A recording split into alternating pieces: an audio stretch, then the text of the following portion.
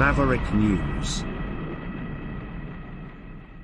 The world is watching.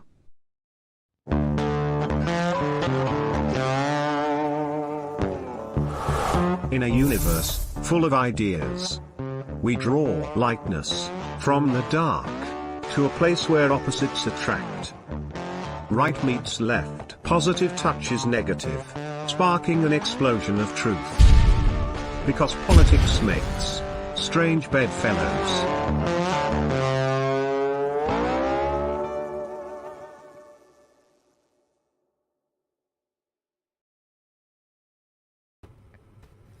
Good evening, everybody. Welcome to Strange Bedfellows, episode 27. I'm Lori Spencer, along with my good friend Rick Walker of Maverick News up there in Canada. Good evening, Rick. How's it going? How the hell are you? Not bad, eh? Not bad, eh? In the land of the snow and ice.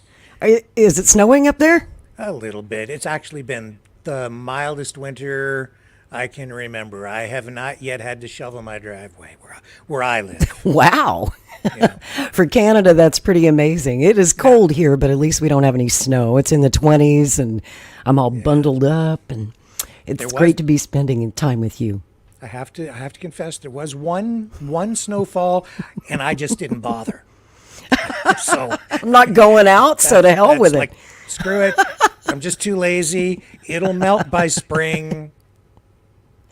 That's right. Well, you know, in this part of the country, it melts by 10 a.m. the next day. It's gone by noon. I don't have to shovel anything. Just kind of wait. Don't go out before noon. Sleep in a little bit. Well, we've been fortunate here. Well, it has been a hell of a week, big news week, but all over the world. But the big story here, I think, the biggest story in the United States, of course, has been the trials and tribulations of Donald Trump.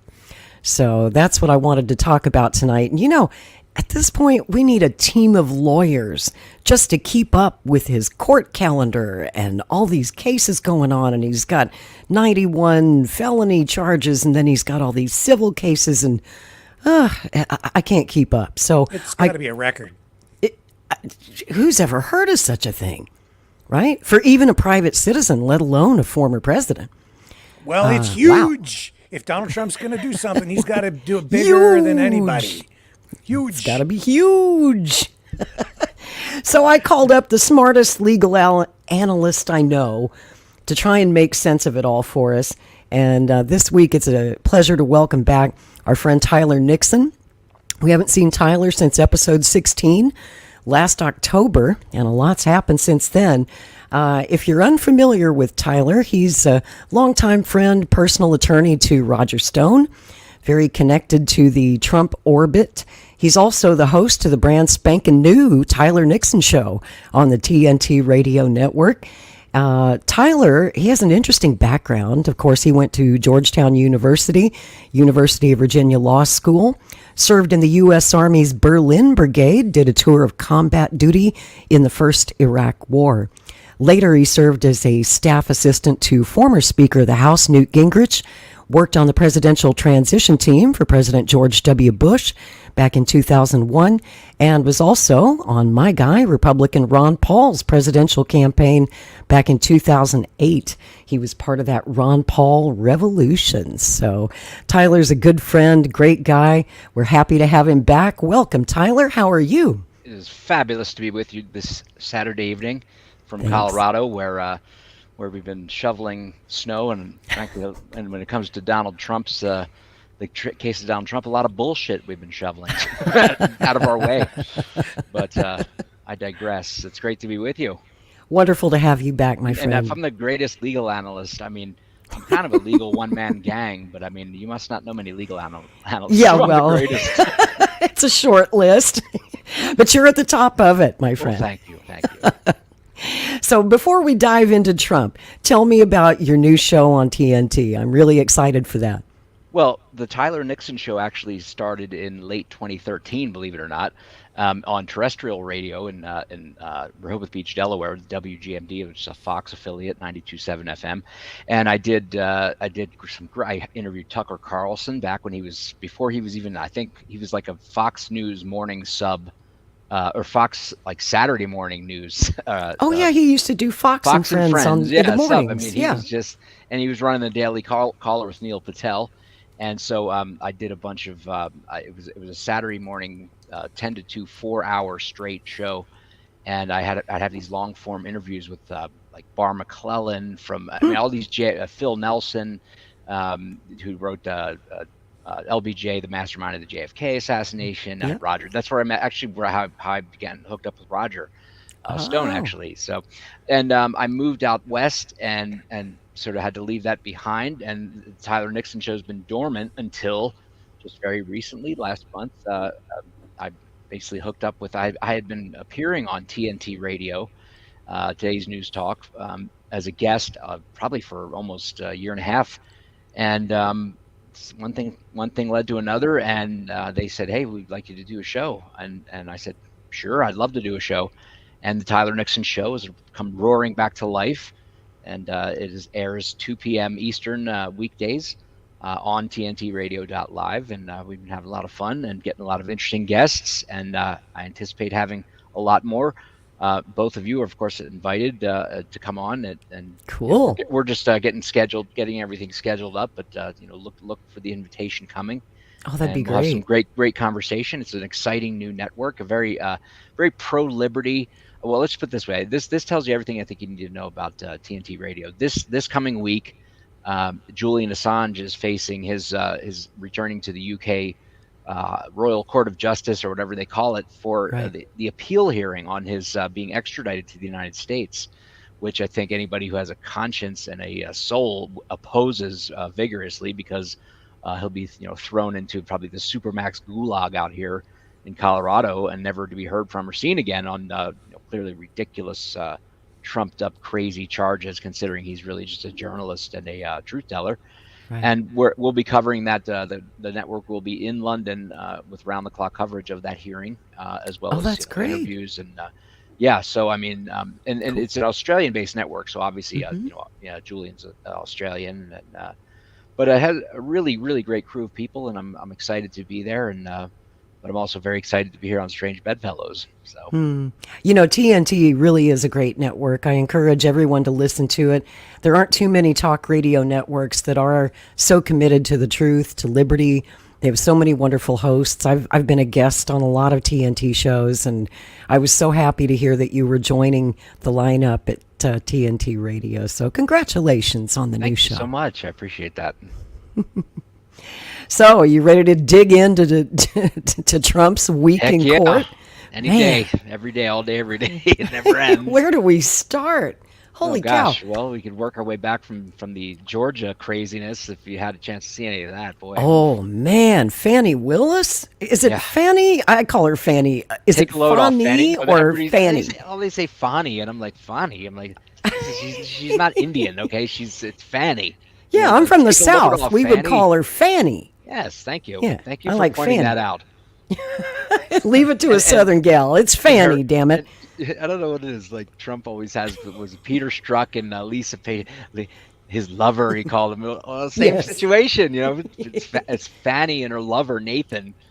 It's just an unbelievable on the loose story. Down in Fulton County. It's just, I mean, if I wasn't part of the justice system, on some level, I would just be, oh my God, it's just awful. I mean, it's really, it's such, and we can get into that. I don't want to hijack and start.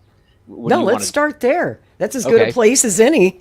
Well, it was certainly the most fascinating testimony of the week, and we got cameras inside the courtroom, so we got to watch the drama unfold. I'm sure that many people in Georgia are cursing, or certainly the Fulton County DA's office are cursing that decision. And it really is, just as someone who is, ethical and believes in attorney ethics, and certainly most of all believes that prosecutors have as is frankly the Code of Professional Responsibility in every state, as well as the ABA, holds that prosecutors have a higher duty and higher ethical responsibilities in conducting themselves. They, because they hold the power of destroying someone's life in their hands. Right. and so they have to be beyond reproach. I mean, you can't even have the appearance of impropriety. and it should, I would think it reflects on a state or a jurisdiction or any sort of a court system how they deal with wayward prosecutors. I've often said, number one, that I don't think prosecutors should. I know this is sort of my dream proposal, but I don't think prosecutors should ever be allowed to run for any higher office or be judges, because the ones that I've seen, the way they operate, it's a very much a ruthless, notch in my gun belt kind of mentality. It's all about getting the conviction, whereas, really, let's face it, it should be a probative process and ultimately towards justice, not just mere law enforcement for the sake of it, and not just merely winning for the sake of it. But I think, unfortunately, the system produces people who, they usually have designs on higher office. In this case, it's interesting because obviously the DA position is, in a sense, the higher office, which, unfortunately, I guess I've never advocated electing DAs, but I mean, if you're, I would say judges and DAs should not be elected, frankly. And this is a perfect example of it, because I think you get, unfortunately, in what we have today in our political environment are people who are, for lack of a better term, very parasitic opportunists who are chasing a job where they feel they don't have any accountability, but on election day, and they can basically bamboozle the voters and slide themselves into these offices. And these positions are far too important and far too consequential and grave in their nature to just hand off to any person who can step up with a pulse. I don't know that they require you to be an attorney. Obviously, in Georgia, Ms. Willis and obviously Mr. Wade, they are attorneys, which I hate to say it, I find that shocking as well. Me too, after their honestly. testimony. Yeah. This was just a really an embarrassing episode for the people of Georgia, for Fulton County, for that court, and for justice generally, because you think, I guess what I would say is what Mr. Wade certainly did is he opened his mouth and removed all doubt.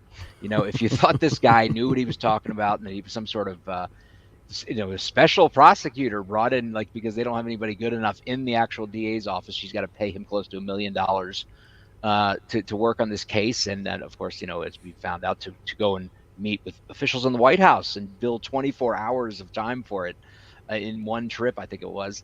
And boy, you got to get handed to Trump's legal team, but although I don't think it would have required much, but they totally, you want to talk about an implosion. These people just melted down. Wade, he was caught in probably lying 3 ways about the same thing, I think, at one point. And this is just unacceptable. You and no perjury charges for them. And exactly. And it's like, this is ridiculous. Of all the people who should not be able to sit there and lie and perjure themselves, not just lie generally, but to lie on the stand in open court, and think that they can get away with this, yet they probably will get away with it. Although, and then Fani gets up on the stand. Oh my gosh! She was so arrogant. She had such an attitude on the stand, right? And she thinks she's being homespun. Like, my daddy told me to, carry around $200 wherever you go in case things go wrong. You can get the hell out of there. And then her father, the Black Panther, gets on. He's even worse. You wouldn't have thought like it could have gotten worse, but he was. And honestly, like it's just very sad for the people of Fulton County, because as you know, I'm sure, as you both know, there are people dying in Fulton County jail on a regular basis, dying from whatever, beatings, neglect. Whatever the case, there's just violence in there, and certainly Atlanta is not exactly Mayberry when it comes to crime. It's a pretty rough place, and there's plenty of violent crime, and I'm sure a lot of property crimes, and people are terrorized as we are, unfortunately, in most American cities these days.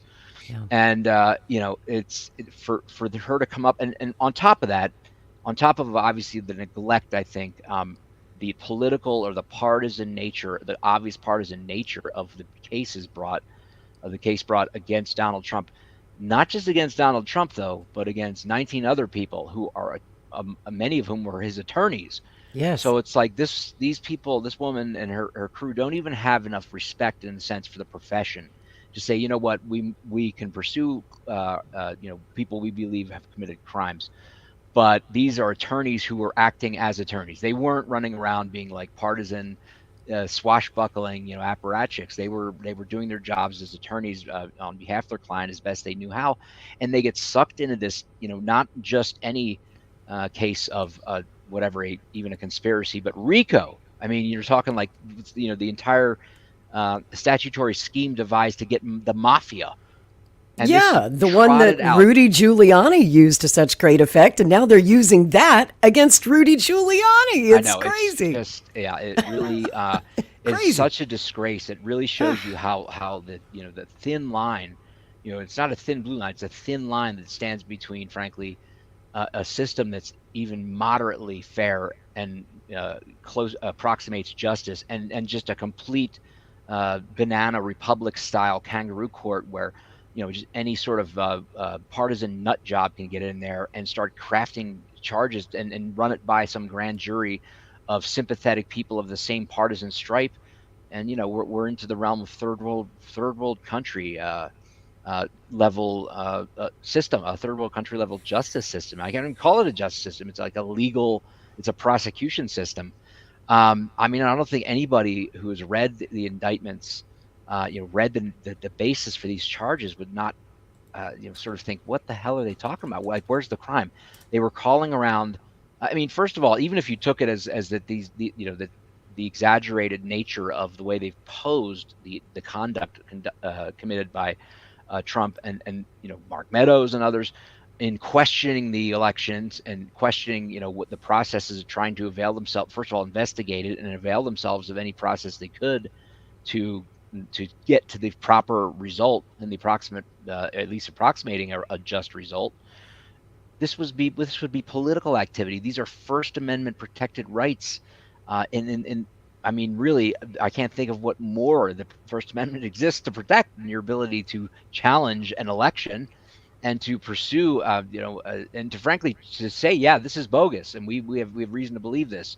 I mean, they weren't just making this up out of thin air, regardless of the insane, the Democrat fascist Biden, toting narrative that this was the cleanest election and most secure election. That is utter poppycock. I mean, I've seen reams and reams of evidence, and it's all coming out now that there was absolutely vote rigging. In fact, just in Georgia alone, there's evidence that Raffensperger basically lied to Trump on that phone call when he said, this was a clean election. There's nothing to be found. No, there weren't, Mr. Raffensperger. There were upwards of tens of thousands of votes cast and counted from people who did not have legitimate or grounds to vote. They were from addresses where these people did not live or had moved away, and they were just overlooked and ignored. And this was, I mean, there was a ton of corruption, a ton of fraud, frankly, straight up. And no matter how much they scream it from the rooftops and try to paper it over and say this was all debunked, no, this wasn't debunked. We saw on film Ms. Shea and her running the same ballots through over and over. I mean, there's no question about it, and it shocks me because it's on film. You can see it.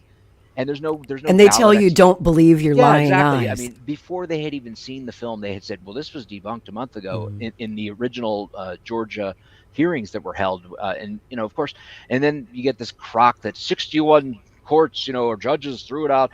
61 judges or courts didn't even hear the evidence or see the evidence. Right. And not to mention, if you have if you have fraud on this scale, that you're stealing, you're not stealing an election, you're stealing the presidency of the United States. And essentially you're stealing the government because the executive branch is the government, If you have that on that scale, do you think you're going to just uncover it in a matter of a few weeks?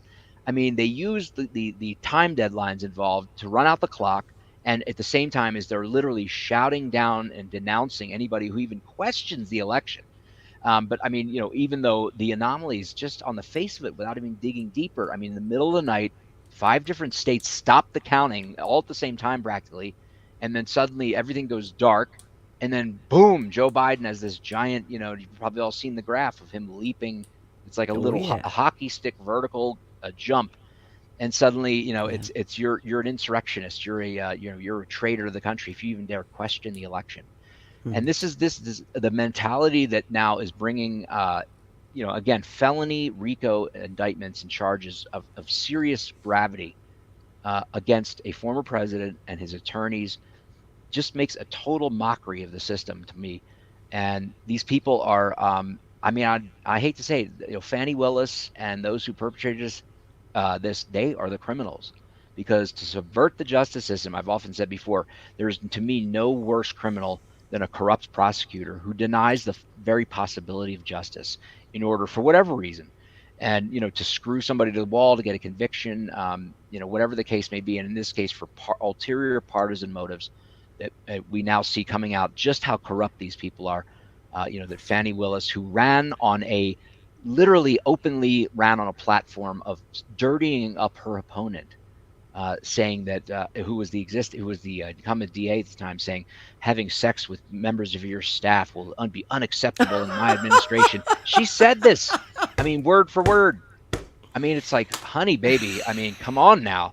What is going on? Like, I mean, and that's scary because that's like psychopathological level hypocrisy. So do you think she will be removed from the case because of her relationship? I think so. I mean, I think her testimony alone, I mean, was just shocking. I mean, her contempt for that court, if there ever was such a thing as contempt, that was it. Can I show you a clip? I mean, I know everyone's probably seen it, but let me just show you the level of arrogance. If you guys missed it this week, just wow. Take a look.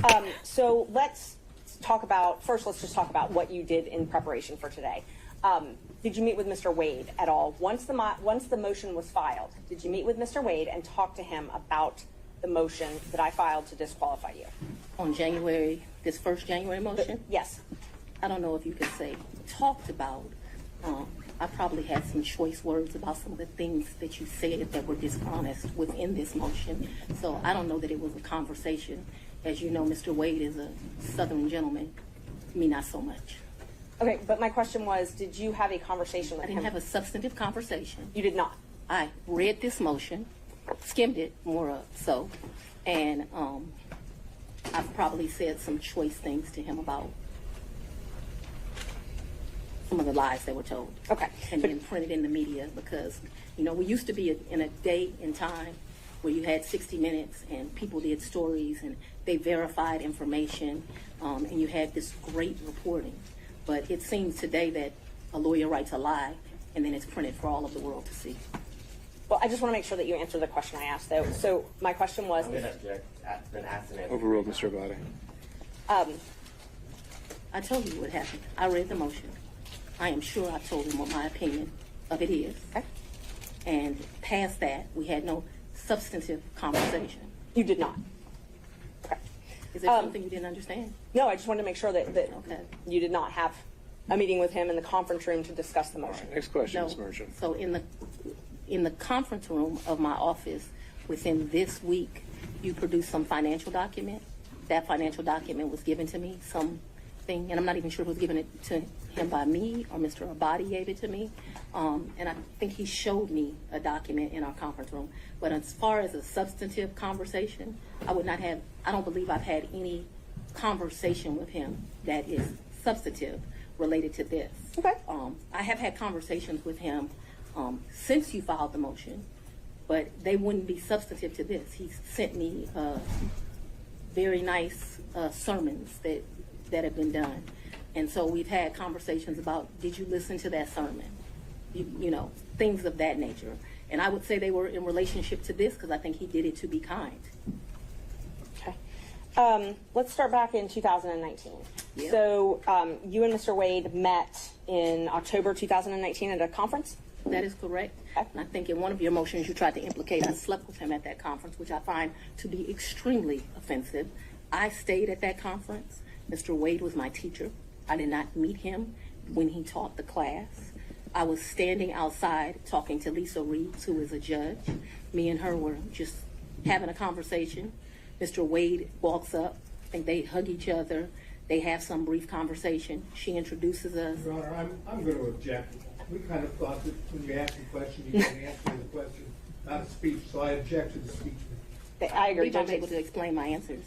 I believe she's able to explain her answer. And that's Ms. Merchant, that's okay. I can handle it. Ms. Willis, I'll ask you just listen to the question, and keep the answers confined to the question as best you can. I think you'll have more than enough ample opportunity on when the state was Well, able it's to highly follow offensive us. when someone lies on you, and it's highly offensive when they try Judge. to implicate that you slept with somebody the first day you met with them, and I take exception to it. All right. Well, Ms. Willis, you'll have the opportunity to explain all of that when it's the state's turn to ask more open-ended questions. Yeah. Ms. Merchant. Thank you, Judge. So again, my question was, you all met at that conference, though, right? We did the meeting. Okay. He, as I stated, he taught the class. I did not actually meet him when he taught the class. I walked out of the class, and I'm not sure if it was that exact class or we had went to lunch, but we were standing in the vestibule, like outside of the class. Me and Judge Reeves were having a conversation. She had worked at a law firm I worked at back in 1996. We're getting way afar. I mean, I don't mind her explaining her answers, but I literally just asked if they met at that She's conference. explaining how she met Mr. Wade, which was exactly the question asked by Ms. Merchant. It was- These answers are more than appropriate. Ms. Merchant, if you want more concise answers, perhaps you could lead the witness. I will. Thank you, Judge.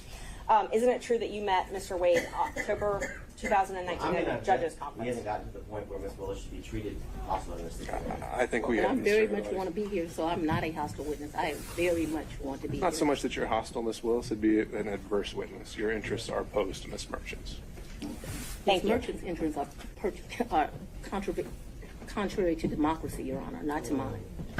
All right, let's Judge, proceed. I would just ask that we we... can keep things moving. Ms. Thank Merchant, you. next question, Thank you. please. Okay, so we've confirmed when you met. After that, isn't it true? No, I need to explain this, and I think I get to explain my answers. When I met him, Judge Reeves introduced us. He handed me his business card. I'm unsure if I handed him my business card, but we exchanged information. He said, if you ever need any help, give me a call. And he walked to the parking lot. So after that, you started dating shortly thereafter, correct? A lie. That's one of your lies. Do you know Robin Yurdy? I know her as Robin Bryant. I knew her. So Robin did not go to my college. She went to the college of, I went to Howard University. She went to Morgan State. I met her through some people I knew. In college, we hung out a bit. Not much because she was in Baltimore and I was in Washington, D.C. But we hung out a bit. After college, I lost contact with her. I probably didn't see Robin again until maybe 7 or 8 years ago, a chance meeting here in Atlanta, but we did not have a consistent relationship from when I left college and came to Emory Law School here in Atlanta. But 8 to 10 years ago, just by happenstance, I ran into her. So And she was in Atlanta. You have been friends with Robin for 30-something years. Did you hear my answer, madam? Yes, and I'm asking if you've been friends with her for 30-something years. I've known her for 30-something years. We certainly hung out and partied together in college. She was from the D.C. area. She would come home, we'd party together. Wasn't close, but she was certainly in the girlfriends that partied together. And then, like I said, I ran into her about 10 years ago in Atlanta, Georgia. But we didn't talk throughout that time period. I didn't see her. I didn't even know where she was. When I ran into her, I was surprised she was in Atlanta. And so, yes, I have known her probably since 1990, 1991, but we have not maintained a consistent relationship that whole time. For the last 10 years, or 5, whatever you'd like to classify it as, have you been friends with her? I have not spoken to Robin in over a year. I certainly do not consider her a friend now. I think that she, there's a saying, no good deed goes unpunished, and I think that Just wow. My Lord. There's a lot of nuance in there. Well, we're not really friends, and I've known her for 30 years, but she's not my friend because, I haven't talked to her in a year. And what is all that? I honestly, I have trouble following it. I honestly, they should just put petulant, arrogant psychopath, Exhibit A, as the chyron underneath her. I mean, honestly, normally when you're trying to hang somebody, for being a jackass, you have to, have different clips. Like, there was just 3 minutes of her testimony, and it's like she's blown all the, she's redlined, she's buried the needle. I mean, good God, I don't, and I didn't even recall that portion of it, but again, contempt of court. She's lecturing the judge. I just sassing the judge. She was literally sassing the judge the whole time. Excuse me, Your Honor. The takeaway for me is it's like, so how many times do you have to meet her before she sleeps with you? Never on the first date. Not the first. What about the second? Right. And do you have to buy dinner or like what? Like, oh yeah, We'll stop at Mickey D's. A little romance. This is, it's crazy. Burger King. I mean, this person is an elected official who is the chief prosecutor for an entire county that's crime-ridden. Yeah. And this is what we get. I mean, this is like that's the travesty. I mean, seriously, like no respect for anybody. Won't answer the questions. Is evasive. Is again petulant. Is combative. Has no respect for the court. I mean, just in her you would think she would want to. Any prosecutor would want to say, represent the stature of their office and the gravity of their office in some manner in open court. I mean, she just did the opposite. I mean, talk about, wrapping yourself in the opposite of glory. That's right. Again, Exhibit A. And I mean, this judge is very mild-mannered and was very patient, I have to say. And but I have a feeling that he's not going to be when he reflects on it and the shell shock probably that he comes out of. That Ms. Willis is going to be removed. I mean, if not disbarred. If there's any justice in Fulton County, she needs to lose her job. And I picked that particular exchange. I thought it was interesting because they're asking her if she met with Mr. Wade before coming in to testify, right? Mm-hmm. And she's saying, "Oh, we did, but we discussed nothing of substance."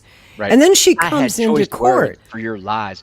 I'm like, this woman just concocted the biggest bullshit bunch of crap against a former president and 19 other people, innocent people who were mostly attorneys, and has dragged them in to be mugshotted and, given the whole 9 yards of a criminal defendant's treatment for merely, conducting what are First Amendment protected activities. And even beyond that, as in the case of the attorneys, poor Sidney Powell, who, pled guilty and relate. I mean, just it's disgusting. It makes me sick to my stomach that this person, and guess what? She's not the only of her type that inhabit our system. Unfortunately, she's not a one-off. There are plenty. Oh yeah, look at Letitia James. There's another story. Or Alvin Bragg, for that matter. Cut of the same cloth. And Jack Smith. I mean, he's the roving psycho. We can shift into that since I think we've had our fill of Fulton. Oh wait, County. I'm not done with her though. Hang on a minute. Yes, please. I got some more to say. So they asked her, "Did you talk in. about anything of substance, before you came in to testify?" And she's like, "Oh no, we didn't. We were just exchanging some prayers and reading the Bible together." And then she comes in and looking like they literally just had a roll in the hay. Yeah, maybe backstage. So because she comes in with her dress on backwards. Am I the only one who noticed that her dress was on backwards? The zippers in the front, and she's all rumpled, and her little pin is sideways. And she's grabbing the mic and saying, and just like testifying to anything she wants, no, I don't appreciate your, oh my God, this woman's a prosecutor and an attorney. But actually, no, I have to say, because we're fair, we don't malign people wrongly. That dress actually is designed that way. Oh, is it? Yes. I only found this out. I was watching Tim Pool's show in the new what is it called, the millennial. So they looked into this, right? Yes, they found the dress. And apparently, it's a crappy Amazon available dress that has a zipper like that on both sides. So she wasn't. Well, pro tip: wear a bra when you go to court, ladies. What was that all about? Don't wear that. I'm just dress. saying. Maybe she forgot to put it back on after the roll in the hay just backstage. Zipped it up wherever. Yeah. She has to be ready in case he comes back from the parking lot. All right. Easy Before access, we move right? on, I got to show you. The verdict is what? Second meeting. I'm thinking, second, third date seems more appropriate. Well, I mean, how dare you imply that I slept with him on the first date? Yeah, she's a lady. and she I believe one of the witnesses was a lady who worked in the Fulton County DA's office has been gone for I think a while now, maybe a year and a half or more, because she brought to the attention of Fani that one of the male, I guess, prosecutors or attorneys in there was talking, licking his chops at having a $450,000 federal grant that would come in, and they were going to spend it on laptops and iPads and tablets, and it was like, that's not what this money's for. And she brought it to Fani's attention, and 59 days later, Fani fires her. Yep. Not the guy who's going to misuse federal funds. So this, she's lucky. She's going to be lucky that the attorney. I mean, the only thing that might save her is the fact that there, a bunch of never Trumper rhinos shot through the entire state. Right. Whether you're, again, whether it doesn't, I don't think you don't have to be a Republican, Democrat. You can hate Donald Trump and still see what a travesty of justice and what a joke this is. And frankly, she just blew the whole case. I mean, Donald Trump, he must have some divine forces or something pulling for him, because his it's the Trump curse, right? Everybody who tries to touch Trump, it comes back on them 100-fold every time. Well, also the fact that they're corrupt. They're just plain corrupt. These people going after him, they're deranged. There's Trump derangement. We've heard it talked about, in other politicians, but I honestly feel like there are people who I respected their opinion. I thought they were intelligent, thoughtful people who are totally out round the bend when it comes to Donald Trump. And I don't know what it is about this man that has broken a lot of people's brains, that to the point where I think it's a real condition, Trump derangement syndrome, like an actual diagnosable condition. And it's sad what it does to people. But speaking of, did you see her meltdown when she really lost it in court? Did you see that part? No. I had one eye. I was working, on a million other things. I had one eye on it, and was just sort of, every time I would pause to listen, I'm like, oh my God, is she still going? Like, it's not stopped. It's even worse now. Yeah, I have to go back. There'll probably be. I'll show you this part. It's just a quick little clip, but she lost her shit in court. Be very clear so that we don't mix words. I don't want to mix words in here. Mr. Wade is my friend right now. Mr. Wade, I would say, has been my friend since 2020. I think he started out as like a mentor and a professional colleague. He became my friend and somebody that I really respected. I feel very indebted to Mr. Wade for taking on the task of this job. And he is certainly my friend and one of the people that I respect the most. So if you ask about a personal relationship, I consider myself to have a personal relationship right now, Mr. Wade. I consider myself to have a personal relationship with Anna Cross. I consider myself to have a personal relationship with Mr. Abadi. I consider myself to have a personal relationship with Andrew Evans. Okay, let me just clarify that. I have a personal relationship with him as we speak right now. I don't think that's what you're asking. I think that's what you're asking. When did your romantic relationship with Mr. Wade end? Did it end? Me and Mr. Wade, we are good friends. My respect for him has grown over these 7 weeks of attacks. We are very good friends. I think, but for these attacks, it would have been a friendship that, as life goes, you would have stopped having. I think that you have cemented that we'll be friends to the day we die. Let's. Could we just have an answer to the question? I can handle Mr. Seda. Let's have it. She asked about a personal relationship. She asked when the romantic relationship ended. That's the question. It's sometime in, I'd say late summer of 2023. So I don't believe me in, because this is what you're really asking about. This is the salaciousness of all of this, right? No, I'm just asking about your romantic relationship, when you stopped dating. I think that me and Mr. Wade, so he's a man, he probably would say June or July. I would say we had a tough conversation in August. And so that men in relationships at the end of physical intimacy, women in relationships when that tough conversation takes place. And where, when did he come to, I guess, the condo? I'm not sure what you called it, condo apartment. Would he come and stay at that condo or visit you there? I'm sorry, visit you there. What condo, what apartment? I want to be clear. So not your house. I know you classified one as house and one as condo, so I'm trying to use those terms. So but there's been more see, what you don't understand is because of this case, I got to move. And so I need to, if you could ask a more precise question. Yes, please, give me the time period. Mr. Wade visits you at the place you laid your head.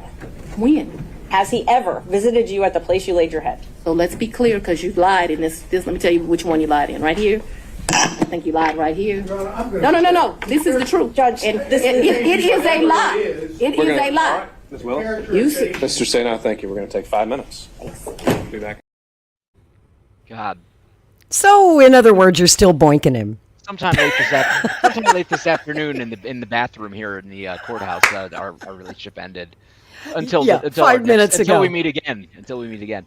We are Oh very my good gosh. friends. This will be watched for years and studied for by psychologists and attorneys and Yeah. Donald Trump's a billionaire, and I think he's about to clear something like $4 billion in value when Truth Social goes public. So I mean, I don't think he's concerned, but he could not buy a better situation. I mean, he couldn't pay $1 billion to have someone. I mean, you couldn't possibly devise a plot to take this woman down better than she did for herself right there on the stand. And it's such karmic,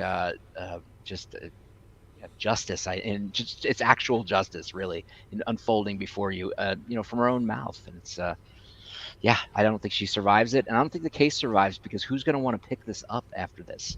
I mean, right. I think it took someone as deranged as she is to actually bring these charges. I don't see any prosecutor who's worth a damn, and maybe there are ones like her, but even then, the taint of her is all over it.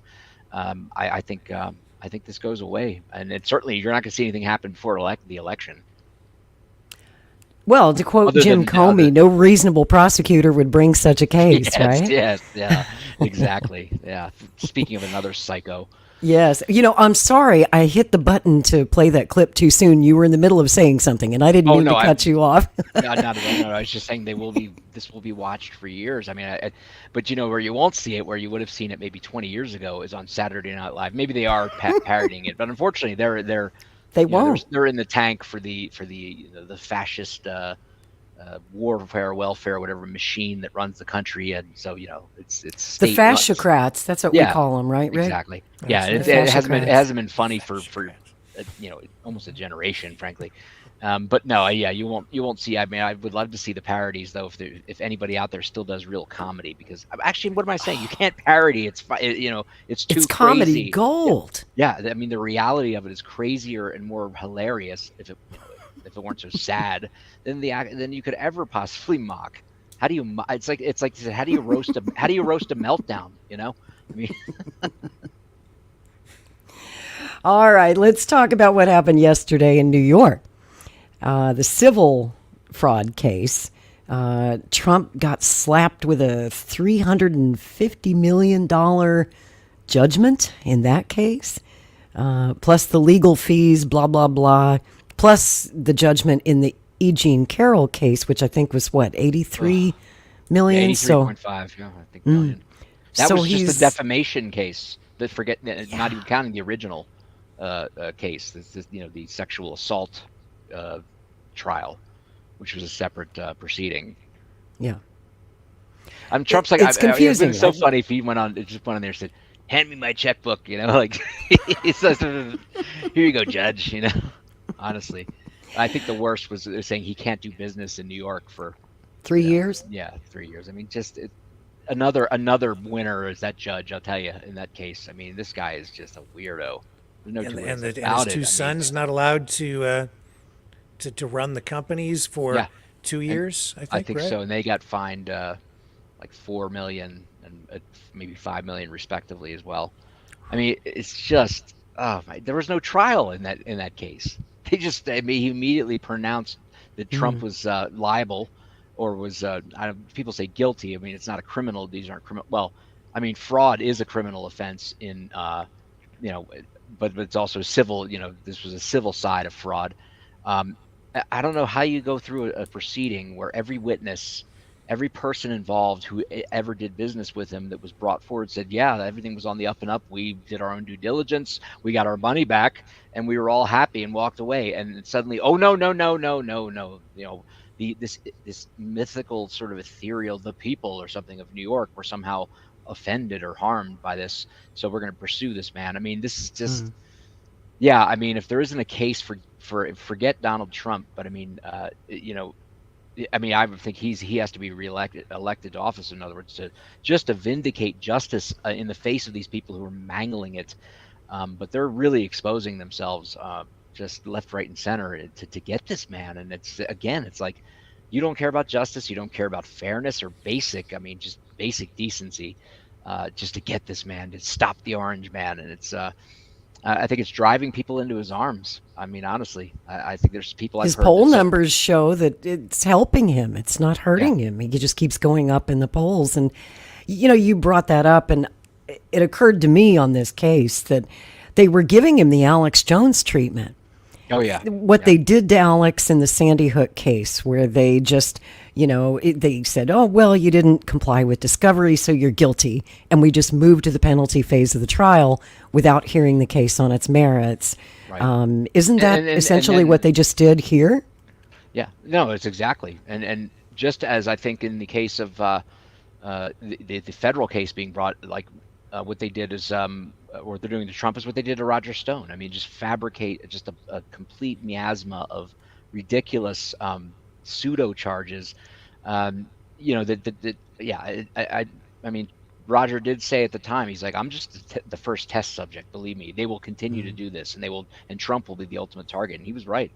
But no, you're absolutely. I mean, and then in Alex's case, I mean, what did they order? What did he have to pay? $1 trillion or something? I mean, it was so beyond, beyond any sort of. I mean, if there was any credibility left in the court, they completely threw it out the window with these, I mean, cartoonish level awards against Alex Jones. That shows how much animus do you have to have for someone to award something like that. This is beyond anybody's ability to pay in 10 lifetimes. Well, that's my next question. Do you think that that Donald Trump will do the same thing Alex Jones did and file bankruptcy? No, I don't think he'll ever do that. I think he could afford the $350 million if he really wants to. But I think gosh, I don't know. I mean, I would think you would hope the New York High Court, not the Supreme Court, but the Court of Appeals, what do they call the High Court in New York? I'm not exactly. I know the Supreme Court is actually the trial level court. Oddly enough. Yeah. But they had ruled against him previously, and I think it's unfortunately another partisan situation where it's like these people are in this rarefied bubble of, I want to say thought, but it's not even thought. It's like it's a cult almost, where it's like, we have to get him, and they're totally tuned out to like any sort of reasonable, even just appearances of like what is reasonable, and I don't know. I mean, just it shocks the conscience what was done. There was no substantive trial on the merits. This judge was this judge is sitting there with Chuck Schumer's, I mean, and Donald Trump probably said it maybe indelicately, but I mean, then he tries to fine him for pointing out the fact that this judge is sitting on the bench and literally has his clerk sitting next to him, which is unheard of. I mean, you don't have that. Judges are supposed to be able to rule on things and to be able to understand the case without being prompted and having this clerk whispering in their ear, who, by the way, is as much a Democrat operative as you'll ever get in New York there.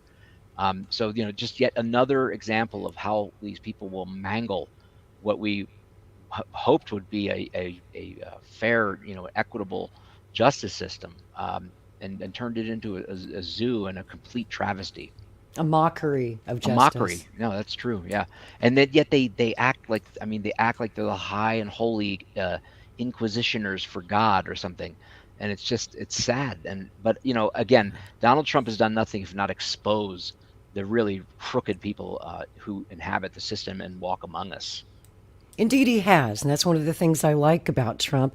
Speaking of, he gave a statement after the ruling yesterday. Let's take a listen to what he had to say. Well, thank you very much.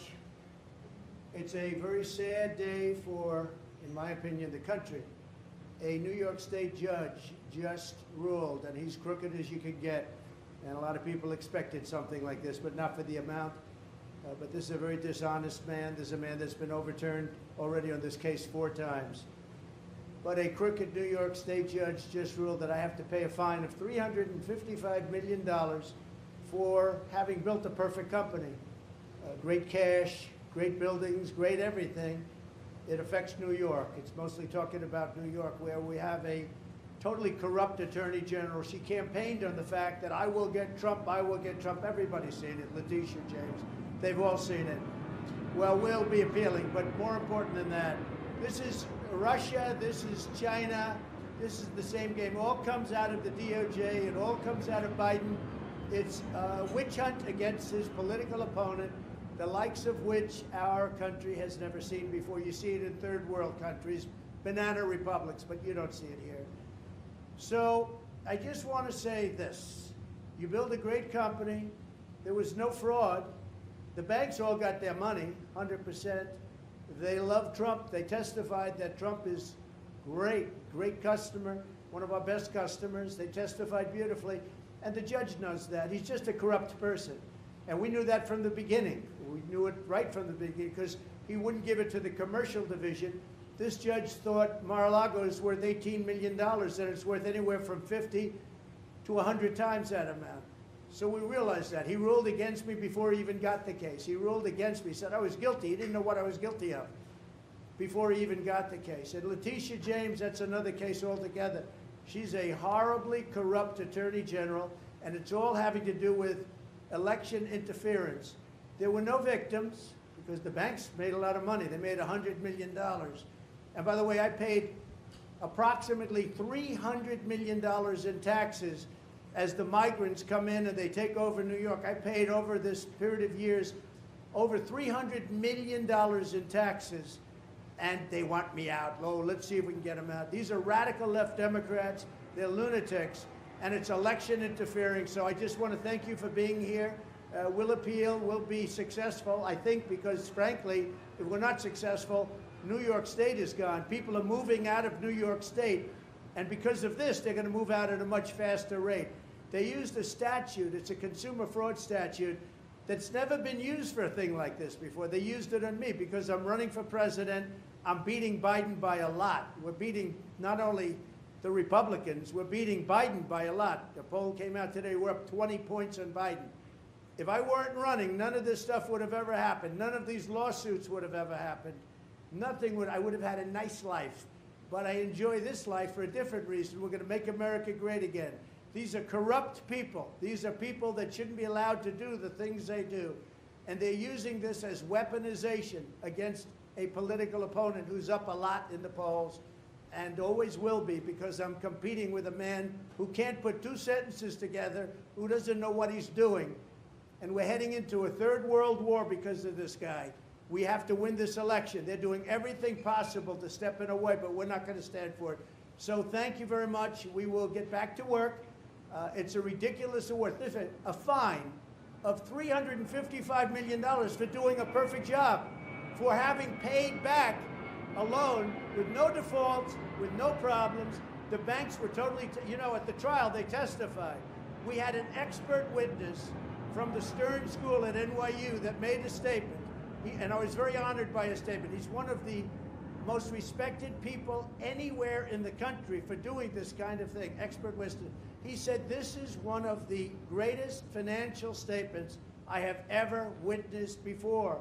And he talked about even the detail. So my numbers actually were extremely conservative. They saw this, so what the judge did is he brought down certain values like Mar-a-Lago, made it ridiculous. But the expert, after having all of this, testified it's one of the best financial statements he's ever seen. And I was honored by that. But I also knew we have a corrupt judge. He's not a respected man. And again, I said before, he's been overturned on this case by the appellate division 4 times already. It's a record. Nobody's ever been overturned on one case 4 times. And I think very importantly, and I think ultimately the most important, we've employed tens of thousands of people in New York, and we paid taxes like few other people have ever paid in New York. And they don't care about that. It's a state that's going bust. It's a state that's going bust because everybody's leaving. And it's all headed up by Biden, who's destroying our country. So this is Russia, this is China, this is what you've been reading about all your lives, and it's happening right here in our country. Thank you very much. We will stop it. We will make America great again. You have my word. Thank you very much.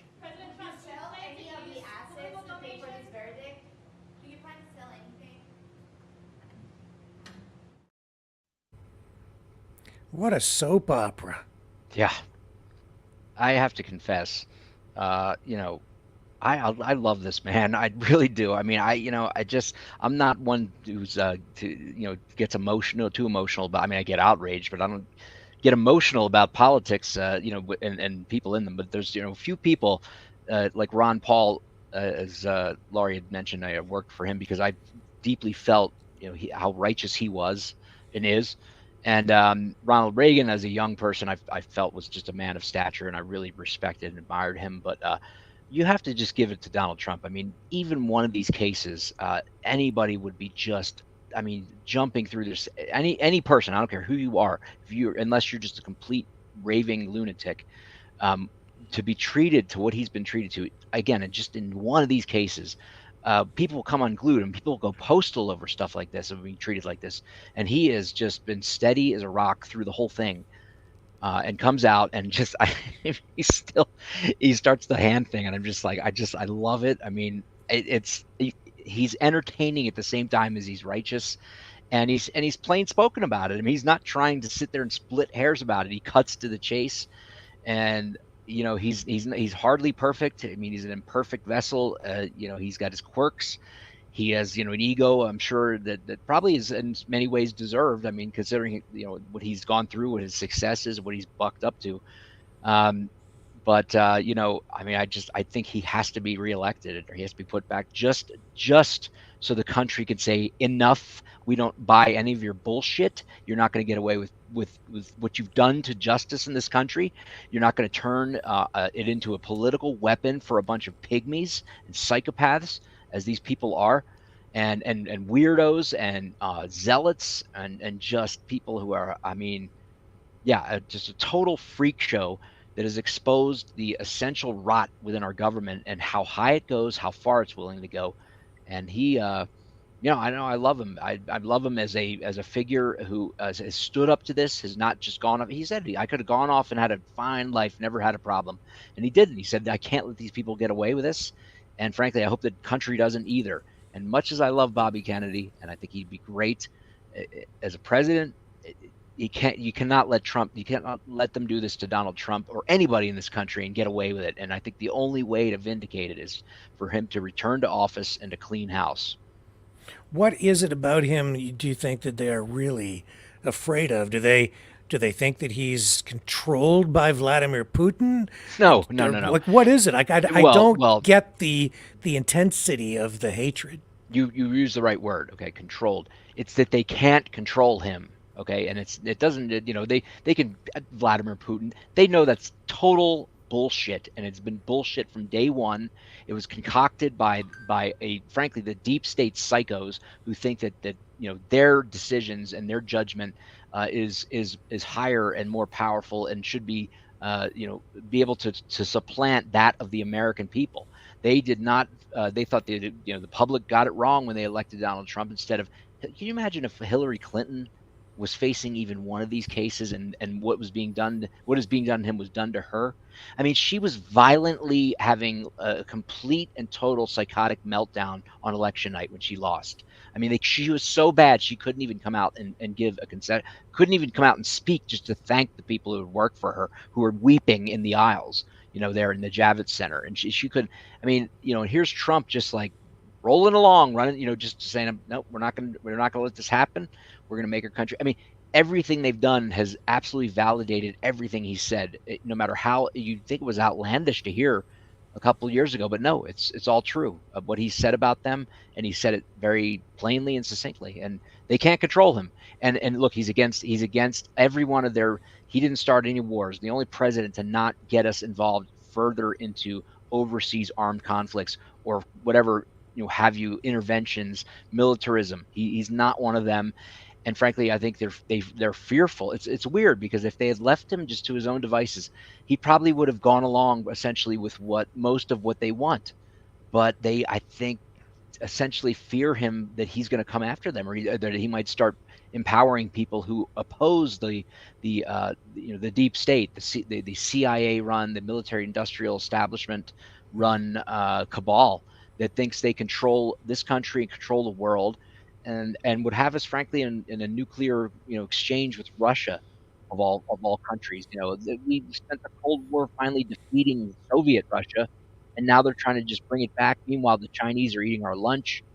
It's just, we've got people who are against him. I mean, it really is a cast of disturbed people. I mean, their view of things is so skewed, and I think in some sort of cosmic way, he's there to expose it all and to out them. And boy, he sure does so. It's almost like it's almost cosmic the way it goes down, the way these people go after him in such grotesque ways and so unjustly, and are just completely exposed to what they really are. And that's I think his value, and that's why they don't. That's why they they can't control him, and they should really fear. I fear that they will know that if he gets reelected, well, it's going to be really curtains for them, that they will try to assassinate him. I don't think that's beyond any sort of reasonable conjecture or possibility. Frankly, I mean, look at they won't give Robert Kennedy Secret Service protection. They gave it to Nikki Haley. I mean, my God, his father and uncle, the president and the attorney general and senator from New York, assassinated, and they will not give him Secret Service protection. That is a disgusting, vicious, malicious outrage that it's unfathomable to me. It shows you that they don't care. They would rather see him killed than present a challenge to their power. Yeah. So do you think Donald Trump, if reelected, would start going after his political opponents, the people who have been using litigation to target him? Will he turn around and do the same things to them? Oddly, I mean, as crazy as I don't think so. He's not a malicious person, as nasty as they say he is. You notice Donald Trump never lays the first punch. It's always the counter punch, and that's devastating, usually. Then they're like, oh, he's so mean, he's so this and that. It's like, well, don't attack him. Don't go after him. You won't get that thrown back at you. But I don't. It's funny because what happened in 2016. He said during the campaign, I'm gonna, you should be in prison about Hillary, and she should have been. She should be. She's completed numerous, very grave national security crimes. I mean, that email server open to any hacker that could dive in with like literally the highest level special access programs, like something like 19 of them on there. And Comey stands up and just rewrites the law, dismisses her. She runs around with impunity, talking about how we need to deprogram Trump supporters. It needs to be like, oh my God, like just shut up and go away, please. He, after the election, said basically said we're not gonna drag that out. We're not gonna hound these people, and essentially gave her a free pass and said, I don't want my presidency to be about pursuing my opponent and predecessor. And big mistake, unfortunately. It's like he just he didn't kill the viper when it was caught. He said, well, we'll just set it loose in the wild, and they just they've come back in droves. They came back with more against him, and but there will be. I don't know that there'll be persecutions, or there certainly won't be persecutions, but.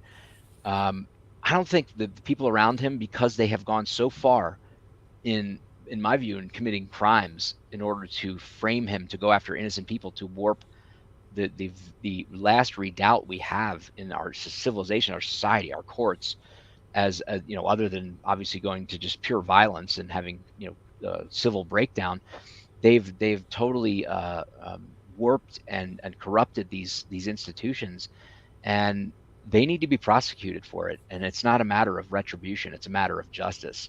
And it's not certainly. I don't think Trump himself would say, "I need to be vindicated," for what they did to me. I guarantee you, would say for what they did to our system and for the disrepute and the corruption they brought to it. There needs to be a reckoning, and it doesn't need to necessarily be that they're prosecuted for it, but they need to be driven out of all these positions that they've bunkered down into. I mean, the DOJ and the FBI are infested. It's disgusting. One person steps up and says, "This is wrong, what you're doing," and he's driven out. Immediately suspended. I'm speaking of a friend, I think his name was, when they were going after the J6 defendants, or the J6 people, and he was saying, "Wait a minute, these are not like violent insurrectionists. This is a grandmother. This is whoever," and they immediately suspended him and then drove him out. I mean, and ruined his career. And that's the kind of people the fact that can happen to that person I mean, there needs to be a massive realignment in our government, and I don't know that anybody could do it besides Trump, unless he has a vice president, Robert Kennedy, which would be delicious. I mean, that would be beautiful. I was just going to say that. I think Kennedy's the one who'll drain the swamp. And if Kennedy doesn't win and Trump does win, I hope that Trump will bring Kennedy in as his attorney general.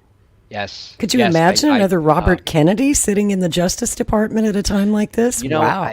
Laurie, look, I think RFK has been a rebel in terms of his positions against his family's, frankly, sandbag, sort of typical, progressive Democrat rote, and the fact that they would come out and denounce him for that commercial in the Super Bowl, I thought was that tells you all you need to know about them. They're not even, they say the Democrats are no longer the party of Kennedy. Well, the Kennedy family is no longer the family of John F. Kennedy and Robert F. Kennedy, who would have been would have certainly supported, a family member who's whatever you may disagree with him on certain things, but he is a righteous man and he's crusading for what's right. And he's thoughtful and he is studied and he's learned. I mean, this is a great man, and he's running a fabulous campaign that is grassroots, that is inclusive. He's accessible. He's a genuine human being, and I think he would be great as something like the Secretary of State. But as far as I don't think he has like the viciousness in him that, and I hate to say it, I mean vicious for justice in the sense that these people need to be dealt with in a very rough way. Do you think he lacks that ruthless gene that his father had when he was Attorney General? Yeah, I don't know. I mean, I think even his father would have been like, well, look what they did to him. I mean, I think he, as ruthless as they say he was, he didn't realize how far they would go and how vicious and psychopathological they were and are. And they're even worse in many ways than that era of maniacs who thought, well, we just need to kill this guy, and did. But I don't think I think Robert Kennedy's far more. He doesn't have any illusions, that's for sure. But I think he wants to be, and righteously should not have to get dirty going after these scum. I think he would be a great Secretary of State and a diplomat, in other words. I mean, for his views on foreign policy and his understanding is unparalleled of any person I've seen running for president in a generation. Yeah, that's interesting. Really, you're the first person I've heard suggest him for Secretary of State.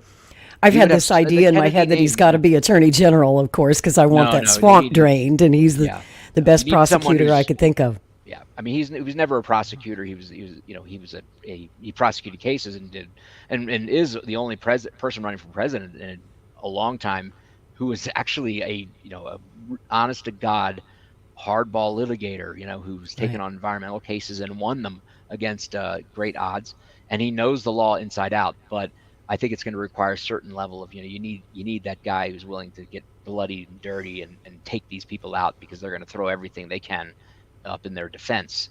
But I think the Kennedy name in the world still holds, I think, if maybe not in the Democrat Party anymore, but certainly around the world, I think people still remember who John F. Kennedy was on some level.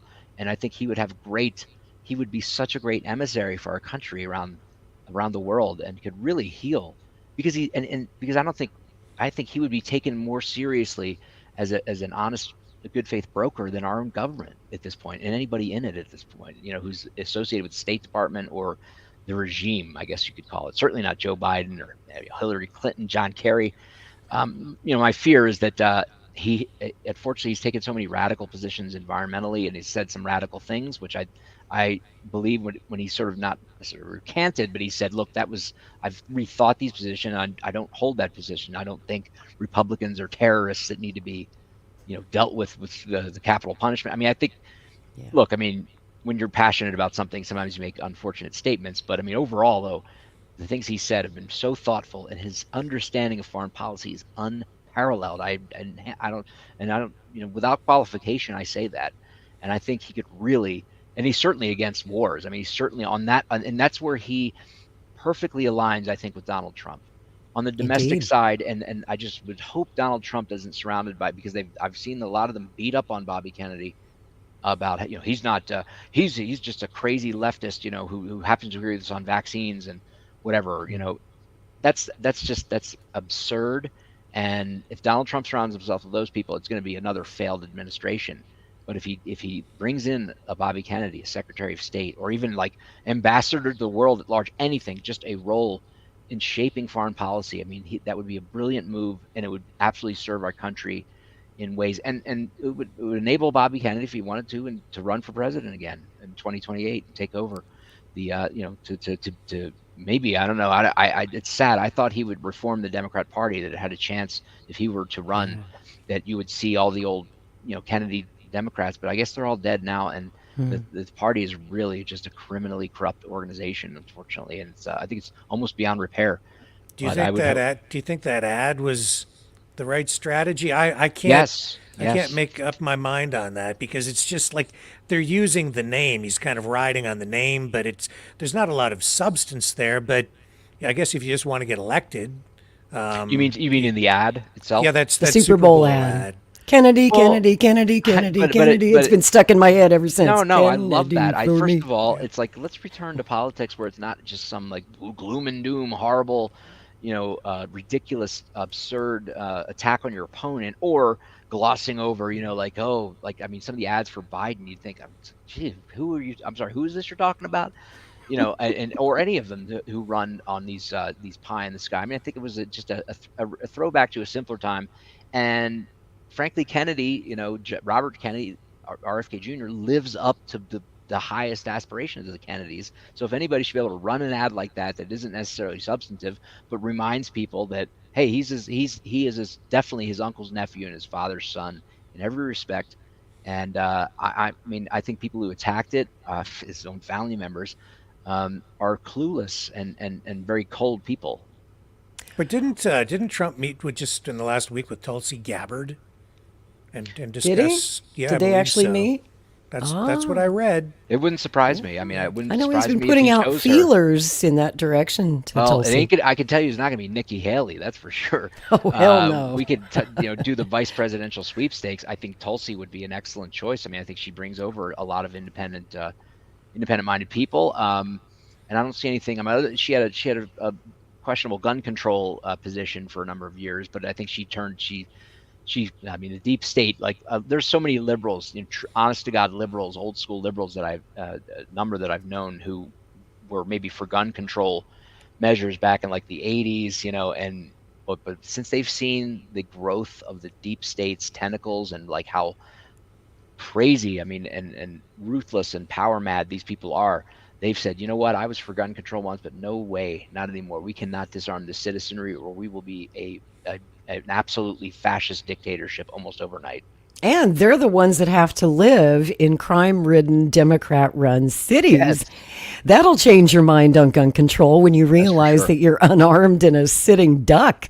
Well, the same people who are targeting you for your possession of firearms while they're not prosecuting people and letting criminals, real honest-to-God violent criminals, just walk away. Yep. And decriminalizing theft on a level that they're just going in and looting entire stores, which only of course harms the community, because now you have these deserts where there's no stores anymore, and you can't get a CVS or a Walmart or anything, or a Walgreens or anything to open up, because why would they just get looted every time, and it's sad. I mean, it's the Soros DAs, it's a real thing. It's not some sort of fiction created by Republicans or conservatives. It's the things they've done. I mean, and they had to remove. I mean, look, in San Francisco, they removed that guy. I forget his name, but I mean, my God, that's not exactly a Republican electorate, and they got rid of him. So I mean, it's there's got to be such. It's these people have been betting sort of quietly, or at least under the radar, embedding themselves and insinuating themselves into so many critical institutions, and like now it's all coming to a head. And it's like, whoa, I mean, the scope and scale of it is daunting for any person, and it's going to take a generation. It's not going to happen in one administration. It's, as John F. Kennedy said, it may not happen in the first 100 days or 1,000 days, or even the lifetime of this administration, or even our lifetimes. But we've got to take the first steps. But let us begin. Let us begin. Yes. Amen. You know what I really liked about the Super Bowl ad that Kennedy did? It was so refreshing, wasn't it, to see a political ad that didn't attack It wasn't a Yes. negative ad. It didn't attack the other guys. It wasn't about who we're against. It was just about who we're for. Kennedy, It reminded Kennedy, us Kennedy. you can have a politician running who's genuinely not some crooked, or sort of flawed character, who actually is a really good guy and can get away genuinely with running an ad like that. And as I said, should be able to run that. I can't believe a single family member came out, and it's like, my God, attacked by his own family. Like, these people are demented. It was the Shrivers this time. Yeah, Not well. the Kennedys, but the Shriver Kennedys. And, it was a dishonest attack because Bobby Shriver said, my mother, Eunice Kennedy, would not have approved Yes, of she her would image have. being used because of his stance on vaccines. And, I've studied the presidency of John F. Kennedy for 40 years, and I love Eunice Kennedy Shriver. She was for safe and effective vaccines. That's right. Yeah, and you know what? And for that's them- all that Bobby Kennedy Jr. advocates for. There's Blood no would- difference. Yeah, for them, blood was thicker than a Pfizer shot. I'll tell you that right now. For sure. Arguably, a Pfizer shot will make your blood thick. Yeah, exactly. Yeah. Yeah, well, blood before the Pfizer shot's thicker than the shot, I guess. But no, I absolutely. The Kennedys were loyal to their own family. I mean, my God, Always. and Sergeant Shriver, Until frankly, now. I think would be like, what are you saying? Look, you can call him up personally, but you don't go out publicly and take on and denounce a family member. That's laughable. And these people clearly have not read his books or the science, or looked at the actual science surrounding vaccines, because he's 100% right. And Bobby Kennedy's Fauci book, it's almost more footnotes than it is book. I mean, honestly, everything's as meticulously detailed. You cannot, he's done a great public service alone on that front. And the media, of course, they lie and they stress the family members who don't agree with Kennedy, but they never talk about the ones who do. Anthony Shriver is actually one of Bobby's greatest supporters. Just last week, he was out there raising money for our campaign, and they never mention him. They only want to talk about the ones who don't like him. He was in Philadelphia, I believe. When he went independent, because I thought I saw that. Yeah, that's great. You were there I last was there. October. Sure was. Yes, That's right. That's right. Historic day, I think. See the namesake of one of the two, best known Kennedys who lost their lives in the midst of public service. John F. Kennedy Jr. I just had Damon Issei on my show this past week, who wrote the book JFK Jr. Marked for Death, and I think the evidence indicates he was assassinated. He was assassinated. Absolutely. I mean, the plane did a vertical drop from there was no death spin. Damon Issei is a 40-year flight instructor and pilot who actually was also a fisherman on those waters in Martha's Vineyard. And he said at first he just thought, oh, well, didn't think anything of it, thought, okay, I guess he just got, caught up and lost it. And then he began studying it as a pilot and said, absolutely not. He was a very, very proficient pilot. The amount of training and flight time he had was well beyond what anybody would need. He passed every test with above average scores, and that the plane itself would never. You don't just dump into the ocean like that. And the way the angle of attack that it went into the ocean means it was straight in, almost at a negative angle, at such speed. It was like he said 4,000 feet per second or something. That it was a nosedive. It was not a controlled. The way they said he crashed was he lost visual cues, and then they just crashed in the ocean. You don't crash into the ocean when you lose visual cues at a straight vertical drop, and with the tail section having been separated from the plane. There was a bomb that went off in that plane, and there were numerous witnesses who said they saw it explode in the air and went, because it was traveling in a straight line, and it literally just dropped and went straight into the ocean. And that the only thing that, as Damon said, that causes that is a loss of the tail section of the aircraft. So no, he was murdered. I have no doubt. And I had my questions for years, but after looking at the evidence, and then just the fact that the federal government immediately seized control of the search. They had, there were so many weird things. I mean, the bodies they were cremated, I guess, and buried at sea. There was no, and the family, of course, Ted Kennedy, I mean, he learned back in '68. You know, you keep your mouth shut. You don't cross us. And Well, Ted Kennedy almost died in a plane crash himself in 1964. Yeah, broke his back. Yep. Messed up his back for life. The other passengers died. I think that was also no accident, and I think that sent Often a message. Wondered. That sent a message to him that I'm not gonna commit suicide essentially by crossing these people who will kill me if I do. And I've seen what's done to his brothers. I mean, why wouldn't he have taken that position? It's just out of defensiveness to him and his family. But that's why what makes Robert Kennedy Jr. such a brave soul, and why the denial of his Secret Service protection is a disgusting outrage that alone should have Joe Biden, frankly, in the dock as a criminal. It's so vindictive. It's evil. It's malicious beyond belief. I think all three of us are old enough to remember the 1980 campaign when Ted Kennedy challenged the sitting president, Jimmy Carter, of his own party. And, Teddy and Jimmy Carter always had a very contentious relationship. They didn't get along. Let's be honest. They hated each other. But President Carter, to his credit, he actually used the power of the presidential pen to give Secret Service protection to Ted Kennedy 2 months before Teddy even announced his campaign back in September of '79. Teddy announced in November, about a year before the election. And it was just the right and decent thing to do for a guy named Kennedy. And Joe Biden isn't even capable of that. No. Joe Biden he embodies every single bad, odious trait of a politician you can imagine. He is an insufferable blowhard, an egotistical demagogue. He is a liar. Don't forget a liar. No, absolutely. A lies like he breathes. Like a rug. Exactly. I mean, I've known this man for coming up on 40 years since I first shook his hand. I have they say, where are the, kind of jokingly, because Trump has all the Make America Great Again hats. Where are the Biden hats? And I have one of those foam, truckers caps, Delaware's Joe Biden, and I had him sign it. It was June 5th or June 8th, 1984. I have the tickets. It was his Senate campaign kickoff, and a family friend said, knew I was becoming very interested in politics, although I was a big Reagan guy. And then I went to his campaign kickoff. I'd seen him in church on Sunday, every Sunday, or roughly, and then eventually went to school with Bo and Hunt and got to know them a lot better. But mainly I studied Joe Biden right from the outset. And I was not one to jump on with a Democrat. I mean, but I was I was open. I was like thinking, well, maybe I'll see what he's about.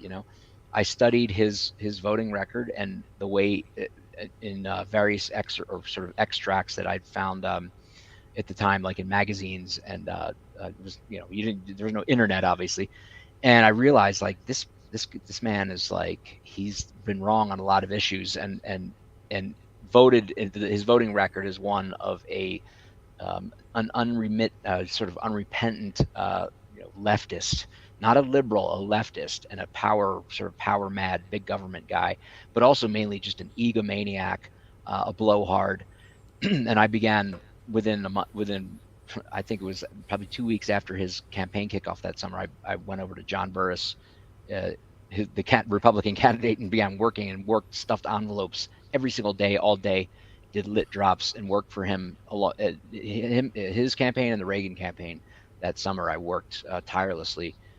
And, ever since, I've said, God help us if he ever would ascend to the presidency. I thought the American political system is smart because it was always spit out of the bottom of the Democrat primary process. He was always a loser. He never got past the first or second primary. I remember. I covered his 1988 campaign when he was, shooed out of the race for being a plagiarist and a liar. Oh, yeah. It was awful. I thought that was the end of his political career. When Boy, was I wrong. Yeah, you talk about well, yeah, he's like the sticky stench that won't go away. And God, we've been afflicted with him in Delaware. I mean, it just was the bane of my existence. I mean, for years, especially when he was ramping up this drug war BS and his chest thumping, trying to out Law and Order, what he thinks the Republicans, the drug war stuff. And he's I think the system did get it right. I mean, I think the American people didn't elect him. I think that was they stole the presidency. They rigged it in every way possible. Whether you agree that there was vote fraud or not, they rigged it in terms of the money that was poured in by Zuckerberg and the media being 100% absolutely contemptuous towards Donald Trump and pumping up Joe Biden, letting him get away with never leaving his basement practically. Yep, not running a COVID, real the mail-in ballots, All of it, yeah. the New York Post story that was suppressed right before the election. Of all the people to go that far to do it for Biden is just like is a sin against this country, and we're seeing the results because he is not up to the job. Even outside of being demented, even if he were of sound mind, he would still not be up to the job because his character is so corroded and ill. Like he could not stand that spotlight. You could watch his withdrawal in 1987, at the speech that he gave it wasn't the Senate caucus room, but it was a similar Senate hearing room. I remember. And it was probably the single most honest or candid remarks he's ever given in his life. He said, "I was not an activist," and basically just made lies of everything he's ever said since about being a civil rights activist. I desegregated the charcoal pit. Yeah, sure you did, Joe. What? The charcoal pit being this like diner style restaurant that all the kids go to in school to get the big Sunday floats and and I run into Beau Biden there all the time. It's like an institution. Really good. If you're ever in Wilmington, Delaware, go to the charcoal pit. They have great greasy burgers and milkshakes, and it's like just like it was in the 50s. So, Tyler, how do you restore the confidence in the system? Because I mean, even in the chat, I'm seeing people say, "I don't think there even will be another presidential election this year." People have lost faith in the whole thing. How do you, when people don't believe, when 50% of the population, one way or the other, is going to ultimately not believe the outcome of the election, how do you even have a democracy anymore? And how do you get it back? Wow. Well, we have a republic, not a democracy. So I would, and that's right. Something I think we've lost too much because they want us to be a mobocracy in a sense, where it's just majority rules and bash down the other side, that there aren't essential human and civil rights and constitutional rights that nobody can take away from you, and those are respected, and not least being rights, life, liberty, pursuit of happiness, and justice, equal justice before the law, equal protection of the laws, due process, all these things that have been trashed to no end by the people who purport to be the great masterminds of our age, who, Donald Trump is just some ruffian who's come in and is going to upset the apple cart. Good. That's what a lot of us voted for. But, Rick, you asked the multi-million-dollar question, the $355 million question, which is, how do you restore? And it's going to, there's no confidence left in the system. Yeah, no, there isn't, and maybe there shouldn't be, because the system. I mean, until the system gets right, hey, listen, people need to frankly check out of it, because that's the only way you're going to have a normal life and survive.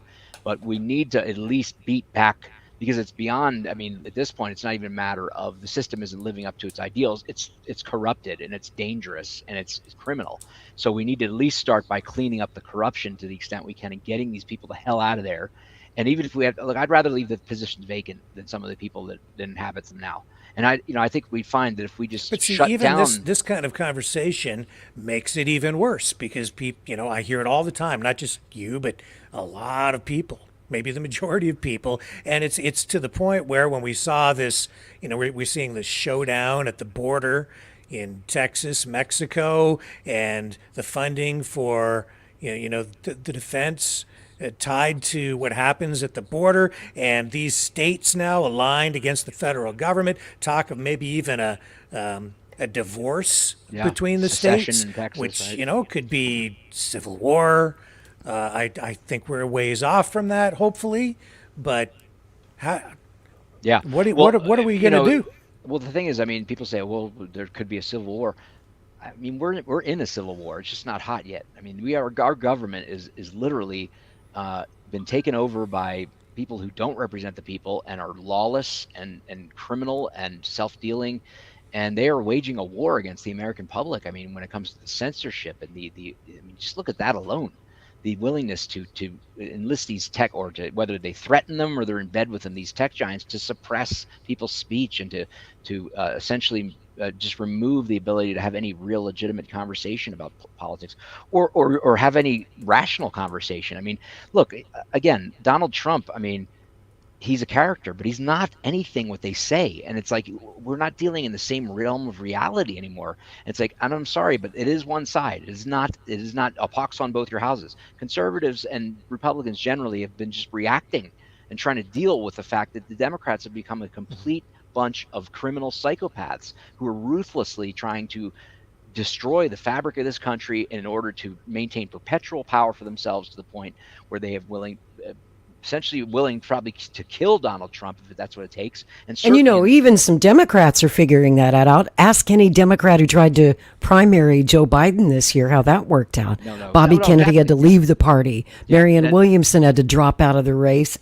Dean Phillips, God bless you, buddy. And that tells you everything you need to know, I think, when someone who is a genuine liberal, in the best sense of the word, and has been loyal to his family, are the icons of that party for generations, had to leave the party. I mean, my God, I was like, wow. I mean, I was honestly shocked when he did that. I mean, I was really, I thought I had held out hope that it was the leadership of the party, the people at the top, that these were, it was corrupted. And it, unfortunately, when you get a cancer like that, it begets itself, it becomes metastatic, and that's clearly what's happened. But I thought, okay, well, he's going to have grassroots people that love the Kennedys, and they're going to rise up. And I guess he realized that, no, it's a top-down party, and it doesn't matter what the grassroots wants in the party. I would hope that that's still possible. There are people of good faith enough in the grassroots of that party to who maybe have been misled or and haven't been, But they're not the ones who have any power in the party apparatus. I mean, it's amazing. The Democratic Party, they call it. It's the Democrat Party, because they're hardly democratic with this super delegate nonsense, where even somebody who wins all the primaries could be replaced by their super delegates, who are just a bunch of elite so-and-sos who get, are handed these powerful positions to determine who gets to be the nominee. And they've, like you said, they didn't. I mean, my God, they had Joe Biden as a write-in in New Hampshire, was it? Because they didn't want to actually have a race. In other words, how twisted is this? I mean, it's bizarre. Yeah, and they literally threatened to take away Kennedy's delegates if he even opened a campaign office or campaigned in New Hampshire, or God forbid, won the New Hampshire primary. So they really left him no choice but to leave. But Rick, they're thugs. You're absolutely, and so Rick, I feel your pain, man. I mean, I had the highest aspirations for a country that lived up to the ideals of, like the Tocqueville vision, the ability of our country to people to coexist peacefully and to hold different viewpoints, and for them to be respected, and that the political process works it out for the best interest of the people. But I mean, every aspect of that has been completely defiled, completely corrupted, and completely spurned by these. I just don't know where they came out of. Is it generational? But no, because you look at Ocasio-Cortez. I mean, she's just as bad as the worst demagogue from a generation before. And until we dislodge these people and remove them from power and purge for lack of a better term, the government and our civil society in these influential positions, in judges and all this, until we get rid of these people, and I mean get rid of out of the positions, they're welcome to go and live the high life on their ill-gotten riches or whatever they have you. I wish them health and a long miserable life. But until we get a hold of our system again, it's just going to keep getting worse until the people frankly have to take the 1776 solution. Well, Tyler, it's been building, as you know, for many years, and for the last several election cycles, more than half of Americans didn't even vote. Yeah, right. And they stayed home on election day because they don't believe in the two-party system. And I've been a third-party voter, libertarian, for 30 years, and I've just kind of been waiting for everybody else to catch up with me. Now they finally have, and they realize the two-party system's broken. They know they sure as hell don't want another Biden versus Trump race, and that's why I believe Kennedy made the right move by going independent, because for the first time in our entire history, 60% of the electorate doesn't identify as Republican or Democrat. They call themselves independents. Now, whether or not they will vote that way in November, that's another matter. But I wanted to play you a clip. We caught up with Kennedy on the campaign trail. I would point out just real before yeah. we do that, look, Trump runs as a Republican, but he's not a conservative, hardcore, rock-ribbed conservative True. by any stretch. He's not been a government-cutting, fiscally austere. He really was more like a moderate Democrat for his entire political life until he realized that the Democrats have moved so far left that he could not possibly accommodate being in that party. That's so, right. What I would say is that Trump, in a sense, is independent of the system. He's not part. I mean, in a true sense, maybe not of the. He has to. He realizes I have to be part of this party. But I mean, look, half the Republicans, well, not half, but I mean, certainly a huge portion of them hate him and are absolutely never Trumpers. So you can't really say that he represents the Republican Party 100%, and it's he's a partisan in that sense. He's not kind of an old New York Democrat in a lot of ways, and a lot of old school Kennedy Democrats and Reagan Democrats from back in the day voted for Trump in 2016. Working I'm one class of them. people. He's a working class billionaire, and I mean, it's bizarre to say, but it's true. I mean, he really does, I think, have the best interests of working people, and they love him for it. I mean, that's his constituency, and you see it. I mean, I can't tell you. I mean, I had sold a car that I had just sort of a junker that was sitting out there, and the tow truck driver, he was a Hispanic, Latino, whatever, and he sort of said, I forget how it came up, but he was like, oh yeah, he immediately said, yeah, we're all my whole family, everybody, we're all voting Trump, and I was like, this is like not usual, like you would not hear Republican candidates in the past where the average Latino or Mexican or Hispanic, whatever, would be like, yes, I'm voting Republican. I mean, yes, there were inroads made, but not like where they're openly saying and vigorously saying, I've got everybody in my family voting for Trump now who didn't vote for him before. So I think the bigger issue here is who's going to vote for Kennedy, because if Kennedy can't win, then it becomes a vote splitting issue. And is he going to pull more from the Democrat side or the Republican side? I have my view. What's yours? I think that the people. I think that people. It's not a matter of he's going to pull from anybody. It's that the Trump's base, his core voting, it's solidified. People have made up their minds. It's not going to be some like roller coaster. They have been migrating to him and being driven to him over the last 3.5 years. I think instinctively and rightly, people felt that he was cheated, and then thus they were cheated. Even if they didn't necessarily vote for him, that people who are not totally out to lunch hating him feel like this was not right. And guess what? The results of that campaign have produced awful. I mean, my God, the Biden administration is a total meltdown.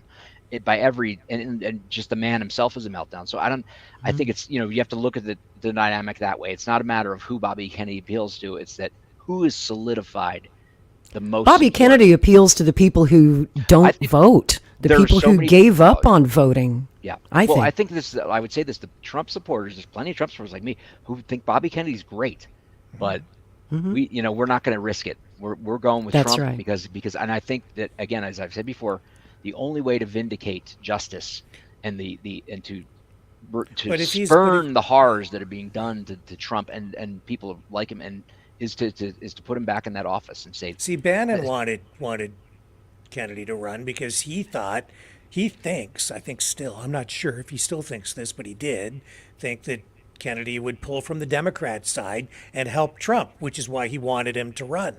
But I think it's the other way around. I think Kennedy appeals more to the Trump voters and not very much to the Democrats. But I can tell you, we've got a lot of former Trump voters in our fan base and campaign volunteer base. I wouldn't disagree with that. Yeah. But I would say for every one of those, there's 5 people who have left the Democrat Party and have said, I didn't vote, but I'm voting for Trump this time. I've heard way more of that than I've heard people saying, well, I'd like to go with Bobby Kennedy. Look, I respect Bobby Kennedy. I really think he'd make a great president. But I think people are looking at this as we're at war, and we can't take the chance on and again, I also think the polling indicates that Kennedy would draw from the Democrat candidate because Biden's so weak at this point. I think that's that's what I've seen, at least in the polling data. Who's to say, though? I mean, he could just throw it into a situation where there's a belief amongst Trump people that he's doing this in order to have the sort of electoral college thrown into the House, because nobody gets a majority, and then the House would elect the president, and that would be Kennedy. I don't. Maybe that's been gamed I out. seriously doubt that, because Kennedy doesn't have a lot of allies in Congress. If it does go to the House, I don't know where they got I don't think Kennedy would come out the winner. Well, I think they would say that he's a compromise for people to say we won't, but I don't think I think that's delusional. They're going to do anything they can to get their guy in. And the thing that's really hurt Kennedy has been the issue in Gaza. And more than any other candidate, he's taken it on the chin unfairly. I don't even understand why. Well, maybe I have theories, but I don't have anything substantive, Fani, to base my opinion on. Bringing it full circle, thank you, Rick. It is incomprehensible to me why all the people who really were, really supportive of Kennedy running, and then October 7th happens, and then everybody abandons him and demonizes him, and yet every other candidate basically has a similar position. Like, every other candidate supports Israel, but he's the one paying the price. Yeah. It's bizarre to me. Well, because they think he's an apostate somehow. He's supposed to be a progressive liberal who's, You're supposed to be the anti-war guy, Bobby. Yeah, and that's what they say. I can't explain his position. That's for him to do. But I think ultimately, I looked at the sticker over here when it's the nation needs Nixon now more than ever. I'm kidding. Nixon's the one. I'm kidding. But I mean, you think about Richard Actually, Nixon. I agree in many respects, because I think Richard Nixon's foreign policy was excellent, actually, and his foresight, he knew what was coming. I think, if we don't have anyone, only Bobby Kennedy really has his level of, in my view. Yeah, with Russia, freedom really hasn't been after the fall of the Berlin Wall. We didn't take advantage of the opportunity to extend the olive branch and work with Russia, and so now we're paying the consequences of that. And exactly, the military-industrial, establishment, intelligence cabal that took Nixon out. I mean, there's no two ways about it. Bob Woodward was not a reporter. He was a naval intelligence officer who worked in the Nixon White House not 2 years before the Watergate break-in. All of the burglars, quote-unquote, were CIA. I mean, come on.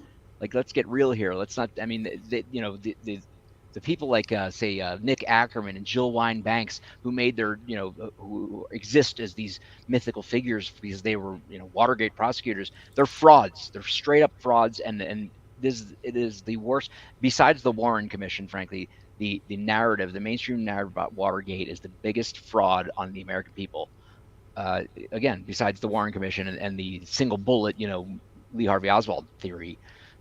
Which is really just a theory, because I mean, it's ridiculous. It's absurd beyond belief. He was an intelligence operative who was framed and murdered to silence him, and it's very sad.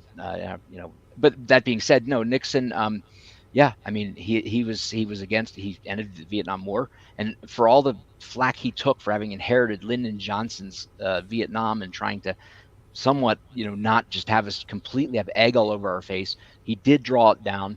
And he certainly, I don't think he didn't initiate any other wars or aggressive moves, and he was trying to promote peace. I mean, that was what he said. The role. What he did with China was great.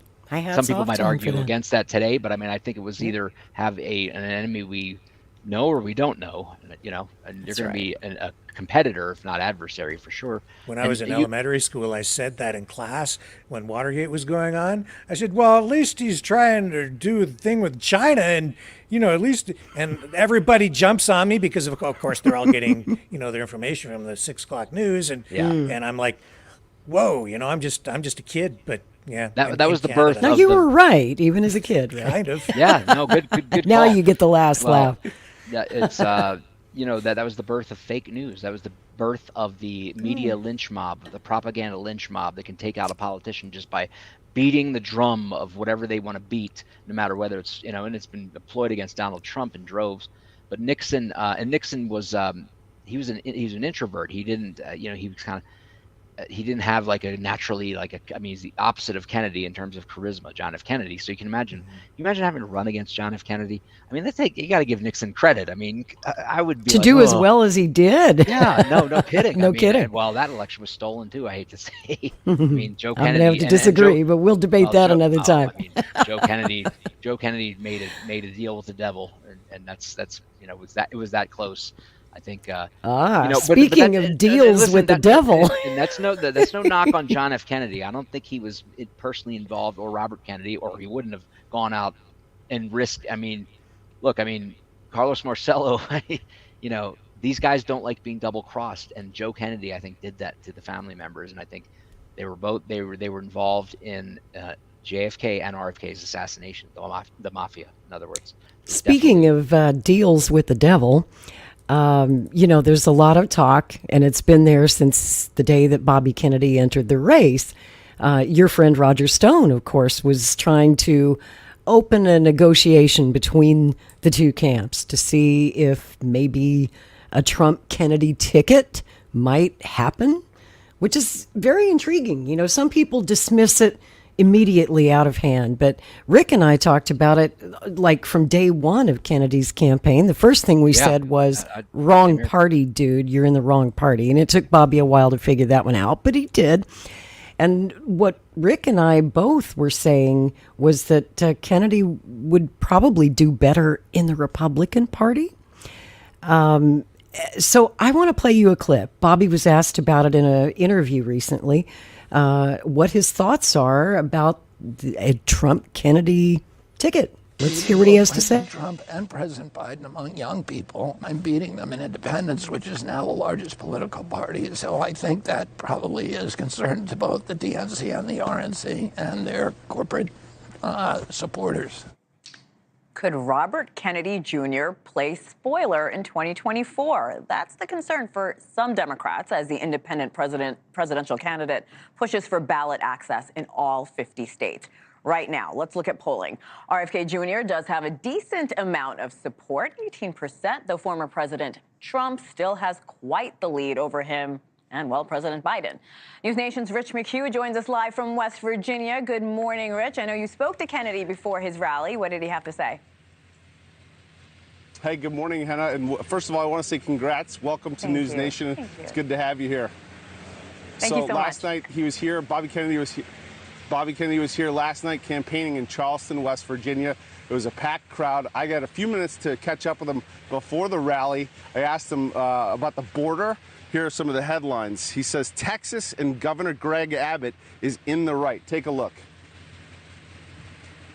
I believe that under the Constitution, that Texas has a right to defend its border. Under Article 4 of the Constitution, the U.S. has the obligation to defend states against invasions by a foreign country. President of the United States, I would be defending it. Texas wouldn't have to do it.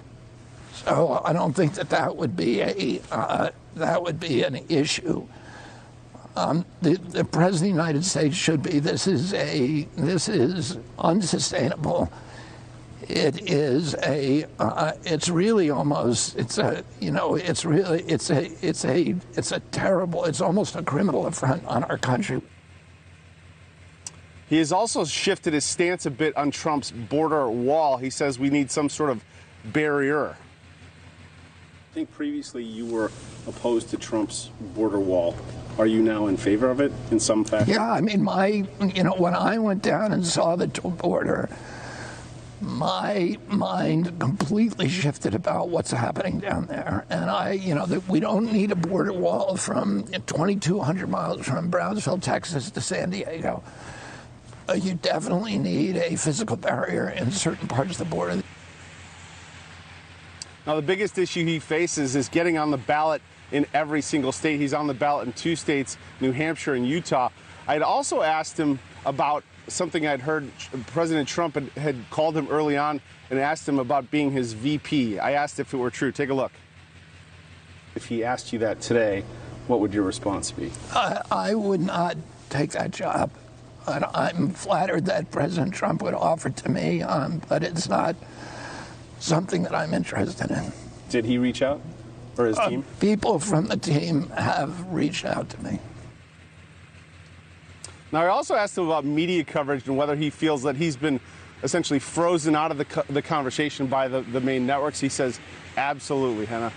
Rich, I've been on the campaign trail. It's very exciting. I am curious, what was the energy like at Kennedy's rally in West Virginia yesterday? Was there a lot of energy? Did people feel like they were looking at their next president?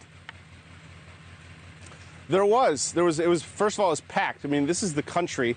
We're 3 hours from any major city, but it was packed, and there was a lot of cheering and a lot of applause, unprompted. So the people here like him, and there was definitely an energy that was unmistakable, for sure.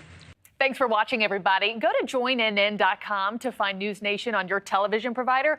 Also, don't forget to click that red subscribe button below to get more of News Nation's fact-driven, unbiased coverage. By the way, I just got to say, Kennedy's rallies are getting bigger and bigger and bigger. When he was in Arizona and Las Vegas last week, the room was so full that we had about 250 people in an overflow room. And the venues that we're booking for Kennedy literally can't hold him. So it won't be long, I think, before he's filling stadiums, just like President Trump. And I think, Tyler, that Team Trump's getting kind of worried about this guy. They showed a poll with Kennedy at 18%. The latest New York Times, NBC News did a poll last week that had him at 34%.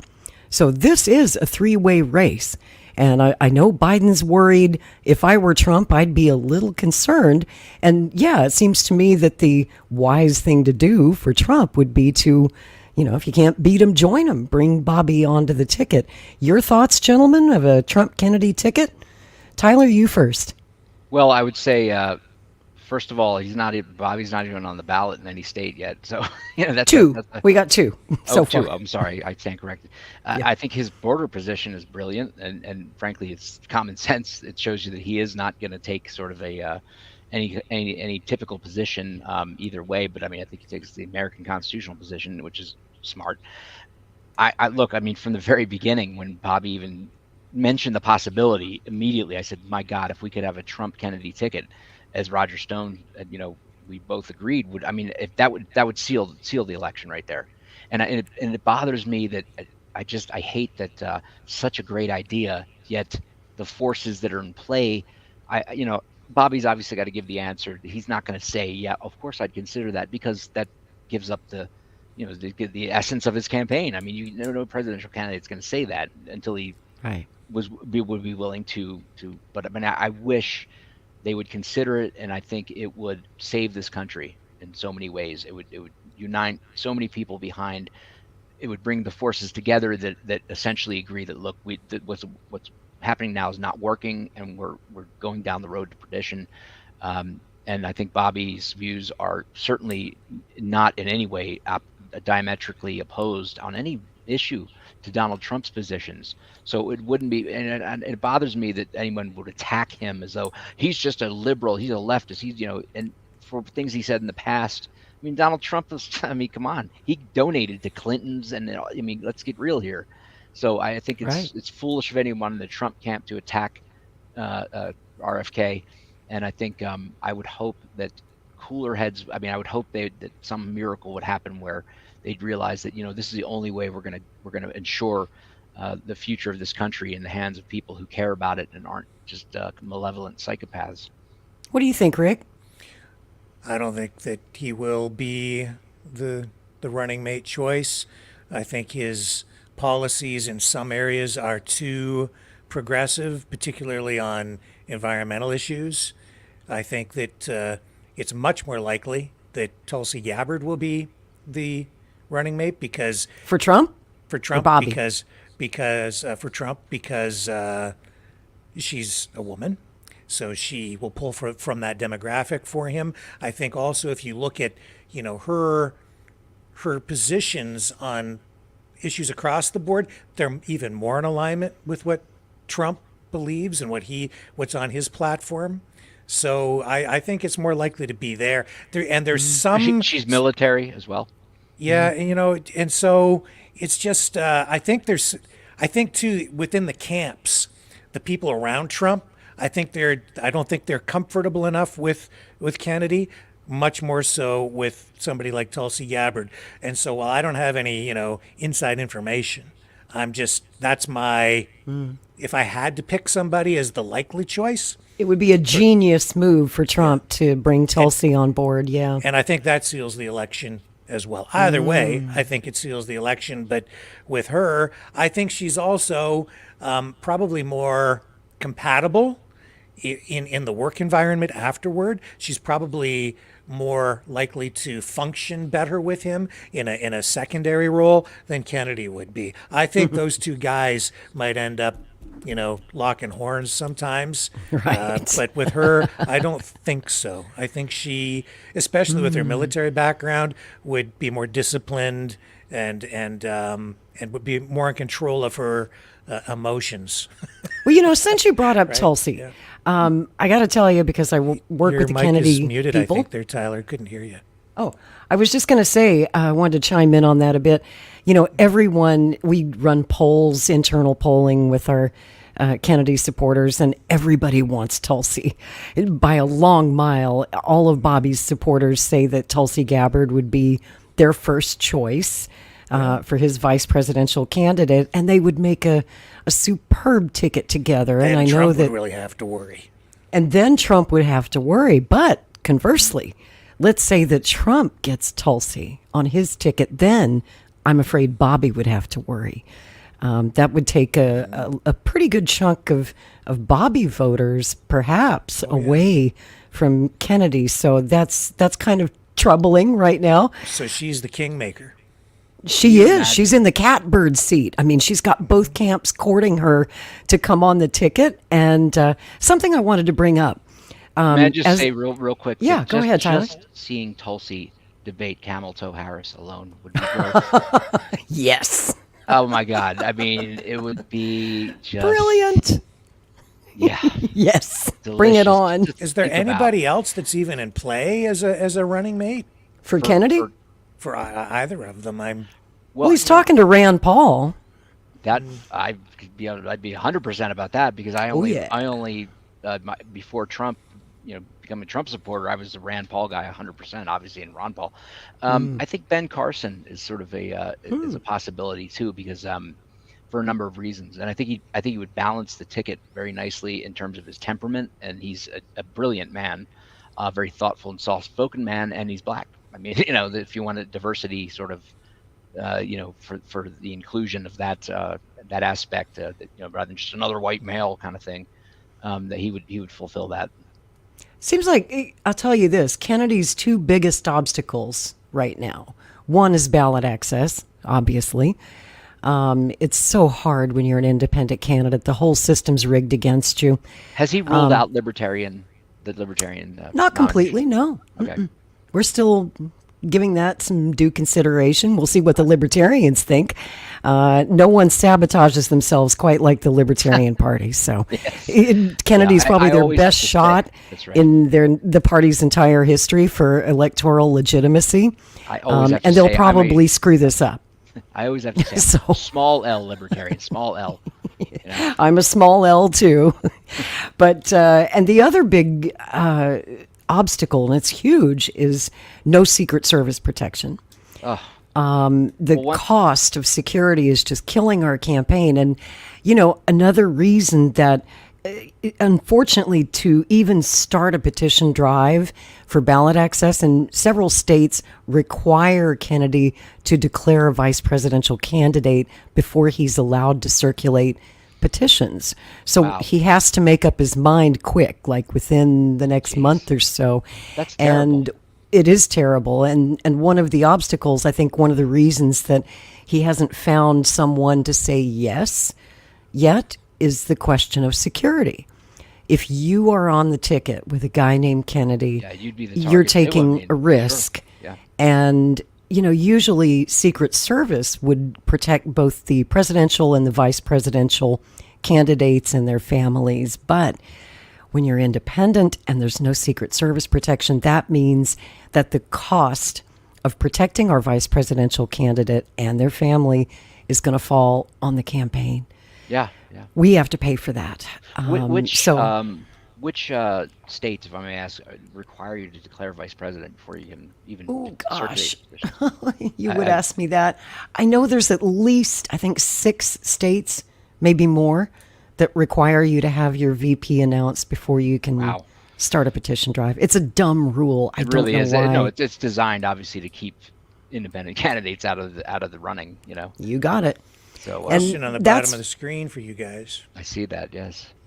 Vivek. Gosh, in the cabinet, in Trump cabinet. I don't think Trump trusts him enough to give him the position of running mate. No. He would definitely not be a running I think mate. Vivek wants it though. Oh yeah, he wants it. Oh, he's a very, very sharp guy, and he's right on point. He's a great speaker. He's very charismatic and very. He's done himself a world of good with the way he handled himself when he ran, and I think that I think he could have anything he wanted. It would be interesting to see him like in the Treasury Department, head that up to stop this globe. What do they call it? This central bank digital currency, and to take on those forces in the Federal Reserve. But because it seems like he's really sharp on the economics. Having created and run a company, and he's got savvy there. But I think he could probably, pretty much other than the big positions, write his own ticket. I think maybe the Commerce Department, please. It's a joke. So I think Treasury Department. Maybe. Does he have the economic background? It's a great question, really good question. But I wouldn't begin to know for sure or to say what is that Vivek a natural born citizen or not? I don't know. He must be. Thought he was. No, I think he is. Yeah, I think he is. I think he's qualified. I don't know. I know his parents were immigrants. Yeah, for there's sure. another person running as an independent, and they're not. And Not they're that it matters. challenging Because it. Kamala Harris isn't. John McCain wasn't. And questionably Barack Obama too. Well, I just found in my archives that what appears to be a Kenyan birth certificate. That boy, if that was a fake, somebody better. They could be printing money because it was amazingly. It looked totally. You're authentic. racist. I know. Yes, I am. Okay. My God, give me a break. It has it's so devoid of meaning. As I represent the first black Secret Service agent who was screwed over by the government by a bunch of racists, and about to enter his claims for. Are you representing Abraham Bolden? Yes. Yeah. Are you talking about Bolden? Yeah. No kidding. Yeah. I didn't know that. Tell me more. He's hired me to put in claims. For frankly. His entire career that was destroyed, his life was destroyed, and he deserves compensation for that. Yes, he does. And he should be restored to the status that was taken from him as a special agent. And that's great. Yeah. And I will say the one thing that Joe Biden did, that I can say his presidency, that is that I absolutely praise him for, was to pardon this man, Abraham Bolden, who has been so, oh my God, the miscarriage of justice in that case. We've been trying to get him a pardon for 20 years. He's been trying for 50. Yes. And Joe Biden did it, and I praise him up and down. I think it was a great thing that he did. But at the same time, here's the key thing is that, when he says, having considered the petition for executive clemency, I give a full and unconditional pardon. Abraham Bolden petitioned on the basis of innocence, which means that the President of the United States essentially declared this man was innocent.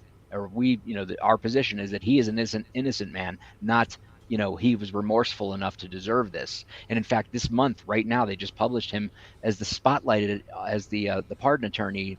The pardon attorney's office spotlighted him. And I'm thinking, well, you know what? You destroyed his life. He deserves compensation. And God willing, this administration will not try to drag out some litigation for years and act the way they did in the last major litigation involving race and racism, where a class action of black Secret Service agents sued and won, and the Secret Service's actions in that were reprehensible. They covered up, they dragged their feet, and these guys won because they were discriminated against in promotions. And this was in the 1990s. Can you imagine what it was like in 1964? I've heard the stories. Yeah. Yeah. So Abraham and Bolden, Trump didn't pardon Abraham Bolden. Bolden did petition Trump. We did try, and we weren't successful. But if we have President Kennedy, I'm sure that he will look after Mr. Bolden because, as you know, Abraham Bolden was the first black agent on the Presidential Secret Service detail, and he was personally chosen by President Kennedy, who met him one day and said, "I want that guy on my Secret Service detail." Yeah, and he endured real racism. I mean, I'm going to say it. I'm going to say the N-word here. Maybe. Look, Harvey Henderson was like in the detail, said, "You know what, Bolden, you're I'm going to tell you something, and you listen good. You're a nigger, and you're always be a nigger. You're going to die a nigger." And he had to put up with this, and and then believe me, that was the least of the long knives out for him. When he said that he witnessed misconduct on the presidential detail, drunkenness, and drinking on the job, and carousing with women and using government vehicles to pick up dates, and he saw all this, and he heard the other agents say that nigger lover Kennedy, I will not if it came down to it, I don't know if I'd protect him. In other words, saying they'd let him be assassinated, which is just ridiculous. He endured all this, and he was going to testify to the Warren Commission, and suddenly this spotless agent who is as honest and ethical as the day is long, suddenly he decides he's going to importune some guy he arrested for $50,000 to provide him supposed file that was of no use to this counterfeiter who's already under indictment, who then later said and admitted that he was basically that there was a setup, and that he was actually offered a deal and perjured himself and admitted this. And the U.S. attorney was called before the appeals court who suborned this perjury, and he took the Fifth Amendment, the prosecutor, and yet this man still had to languish for almost 60 years. And I mean, there's almost no amount that we could ask for, I think, that would sufficiently. He'll never be restored, but at least he'll know that he's been restored in terms of his status with the Secret Service and compensated, and his family. 2 of his children died before he was ever exonerated or was pardoned, and he received that. So it's very. I mean, he's a brave. I mean, the man is. I mean, I have deepest respect for him, and I'm going to do my best. And I hope, if not the Kennedy, the Biden administration, then neither the Kennedy or Trump administration will see this man and his family receive the compensation they deserve for the ordeal they were put through for decades. Time is of the essence. How old is Abraham Bolden now? He just turned 89 on the 19th of last month. Yeah, I thought he was just around 90 years old. He said, "Hey, I love him." He said, "I may only have 20 years left." And I said, "I love that spirit, That's so and cool. I don't think he's going to give up the ghost until he's been made whole. And God he's bless such him. a good man. He is such a good man. I'm honored. I can't tell you how honored I was when he contacted me. I love that you're working with him. That's wonderful news. I just hope I can get the job done for him, and that they'll see reason in this matter, because frankly, they have such dirty hands. I just think that if they want to go into before a jury in Chicago, Illinois, nowadays with Abraham Bolden, I'd take those odds. They maybe end up getting paying out 3 times what we're going to be filing this claim for. So that would make me so happy to finally see justice for Abraham Bolden. I couldn't think of anyone more deserving, and he was obviously railroaded. Anybody who takes a good objective look at the case can clearly see what happened there. And he was silenced because he blew the whistle on bad things going on in the Secret Service around the Kennedy assassination and other things too. But also, he refused to abide the racism, the open racism that was part of that. He was prickly about that, as he should be. I mean, they would make racial jokes that were today would be you'd be drummed out of society, out of everywhere. Canceled. Yeah, more than canceled. You'd be fired, and you'd be disciplined, and for statements. And he said he refused to accept that. He wasn't going to be just like, oh, okay, and go along to be one of the. And I think that that made him an outlier in that very tight and close-knit culture, along with the long knives. People are just, it wasn't just jokes. It was animus. It was malicious, and they said, this guy's got to go. and the only way we can knock him out because he's too clean is to dirty him up. That's right. He was too clean. He always lived a clean lifestyle, unlike most of the guys on the Secret Service detail. He didn't drink. He didn't smoke. And he wasn't going to. They didn't have anything on him. They had to literally make something up. Yeah, and to shut him up. He wasn't going to cover up or let it go. When they were out of line. So yes, that's what they. It was either that or kill him. And yet here he is, almost 90 years old, and still going and still fighting. That's right. That's what I love about him. And I know we're just about out of time, but I just wanted to say as a final point, I'm not against the idea of a Trump-Kennedy ticket. It would solve a lot of problems for both of them. Okay, I'm a pragmatist. Yes. I look at it and I see for Trump, it would put him over the top for sure. It would just absolutely obliterate Joe Biden. So it's a win for Trump. For Kennedy, it's a win because it solves the problem of trying to get ballot access as an independent candidate, and it solves the Secret Service protection problem. Then as a vice presidential candidate, he and his family would then get Secret Service protection for what it's worth. I mean, we were just talking about how badly the Secret Service bungled the Kennedy assassination. But, they have improved a lot since then. Then again, you saw that incident on the streets of, I think it was D.C. recently, when a car comes careening close to Joe Biden. And you've seen the video of that. The Secret Service was caught completely unaware. It took them at least 30 seconds, maybe 40 seconds to push Biden into the car. Had that car been coming their direction, they all would have been killed. I was very sad to see the Secret Service fail in that regard. So maybe they haven't improved that much, or they're just getting lazy. All they've done is fatten they've expanded the number of people and the number of guards. But I mean, if there's breaches or they're not doing it effectively, what good is it? I mean, all it takes is one mistake or one slip up, just like that. And but I would say just real quick that I think that a Trump Kennedy ticket would be putting the country's interests ahead of their own in both cases, and I would hope that could happen. It would not be ruled out of category. Oh, but there's one big obstacle. There's one big problem with that. Bobby's wife said she's going to divorce him if he does that. I'm not Cheryl. joking. Really, Cheryl? Really? Cheryl's like, nope. TDS, it's real. Oh, yeah. So I'm afraid that might, otherwise, these two might actually, find a way to work together. But I'm not so sure if Cheryl could handle 4 years in the White House with Donald Trump in her face every day. I don't think. I think she'd find him charming if she ever met the man and spent any time with him. He's painted. What's the portrayal of him in probably all the media she reads or does is a complete lunatic caricature. I mean, it's not. He's by all accounts, he is an extremely polite, respectful, kind man in person. I mean, and is funny and is warm.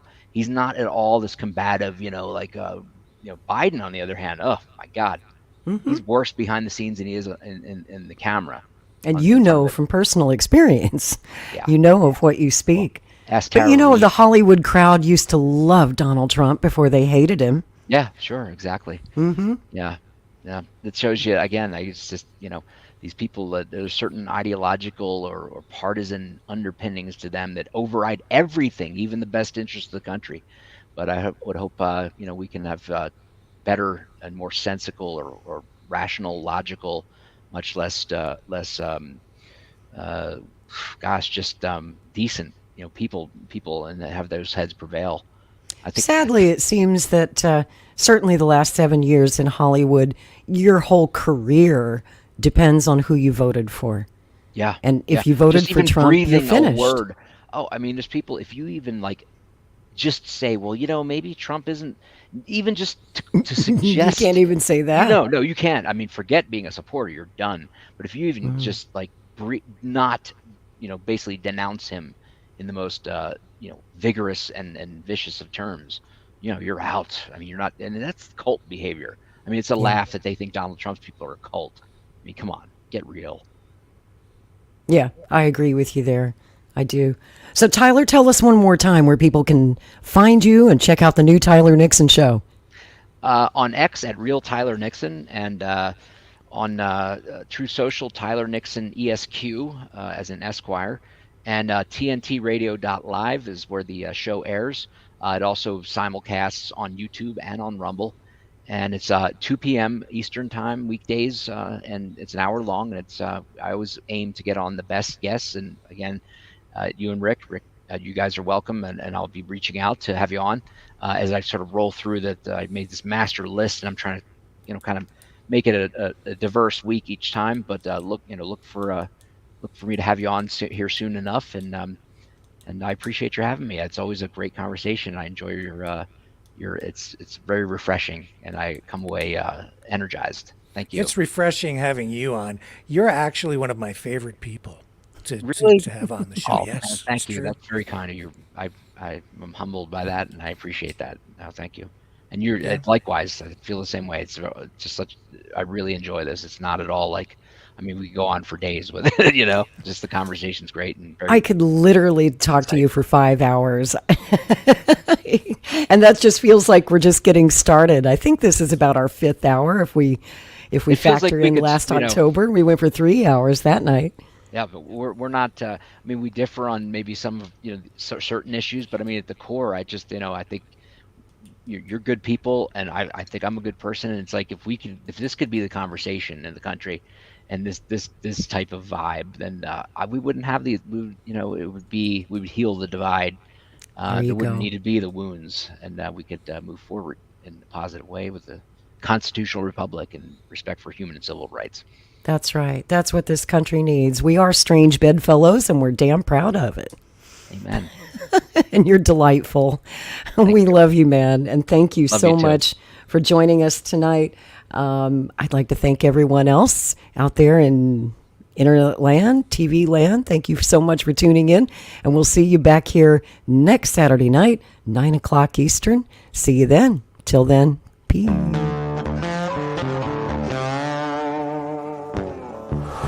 In a universe full of ideas, we draw lightness from the dark to a place where opposites attract.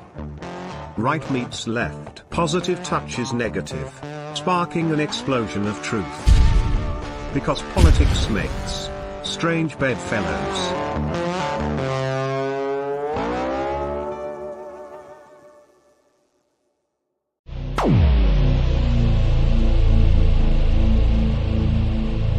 This has been a Maverick Multimedia production.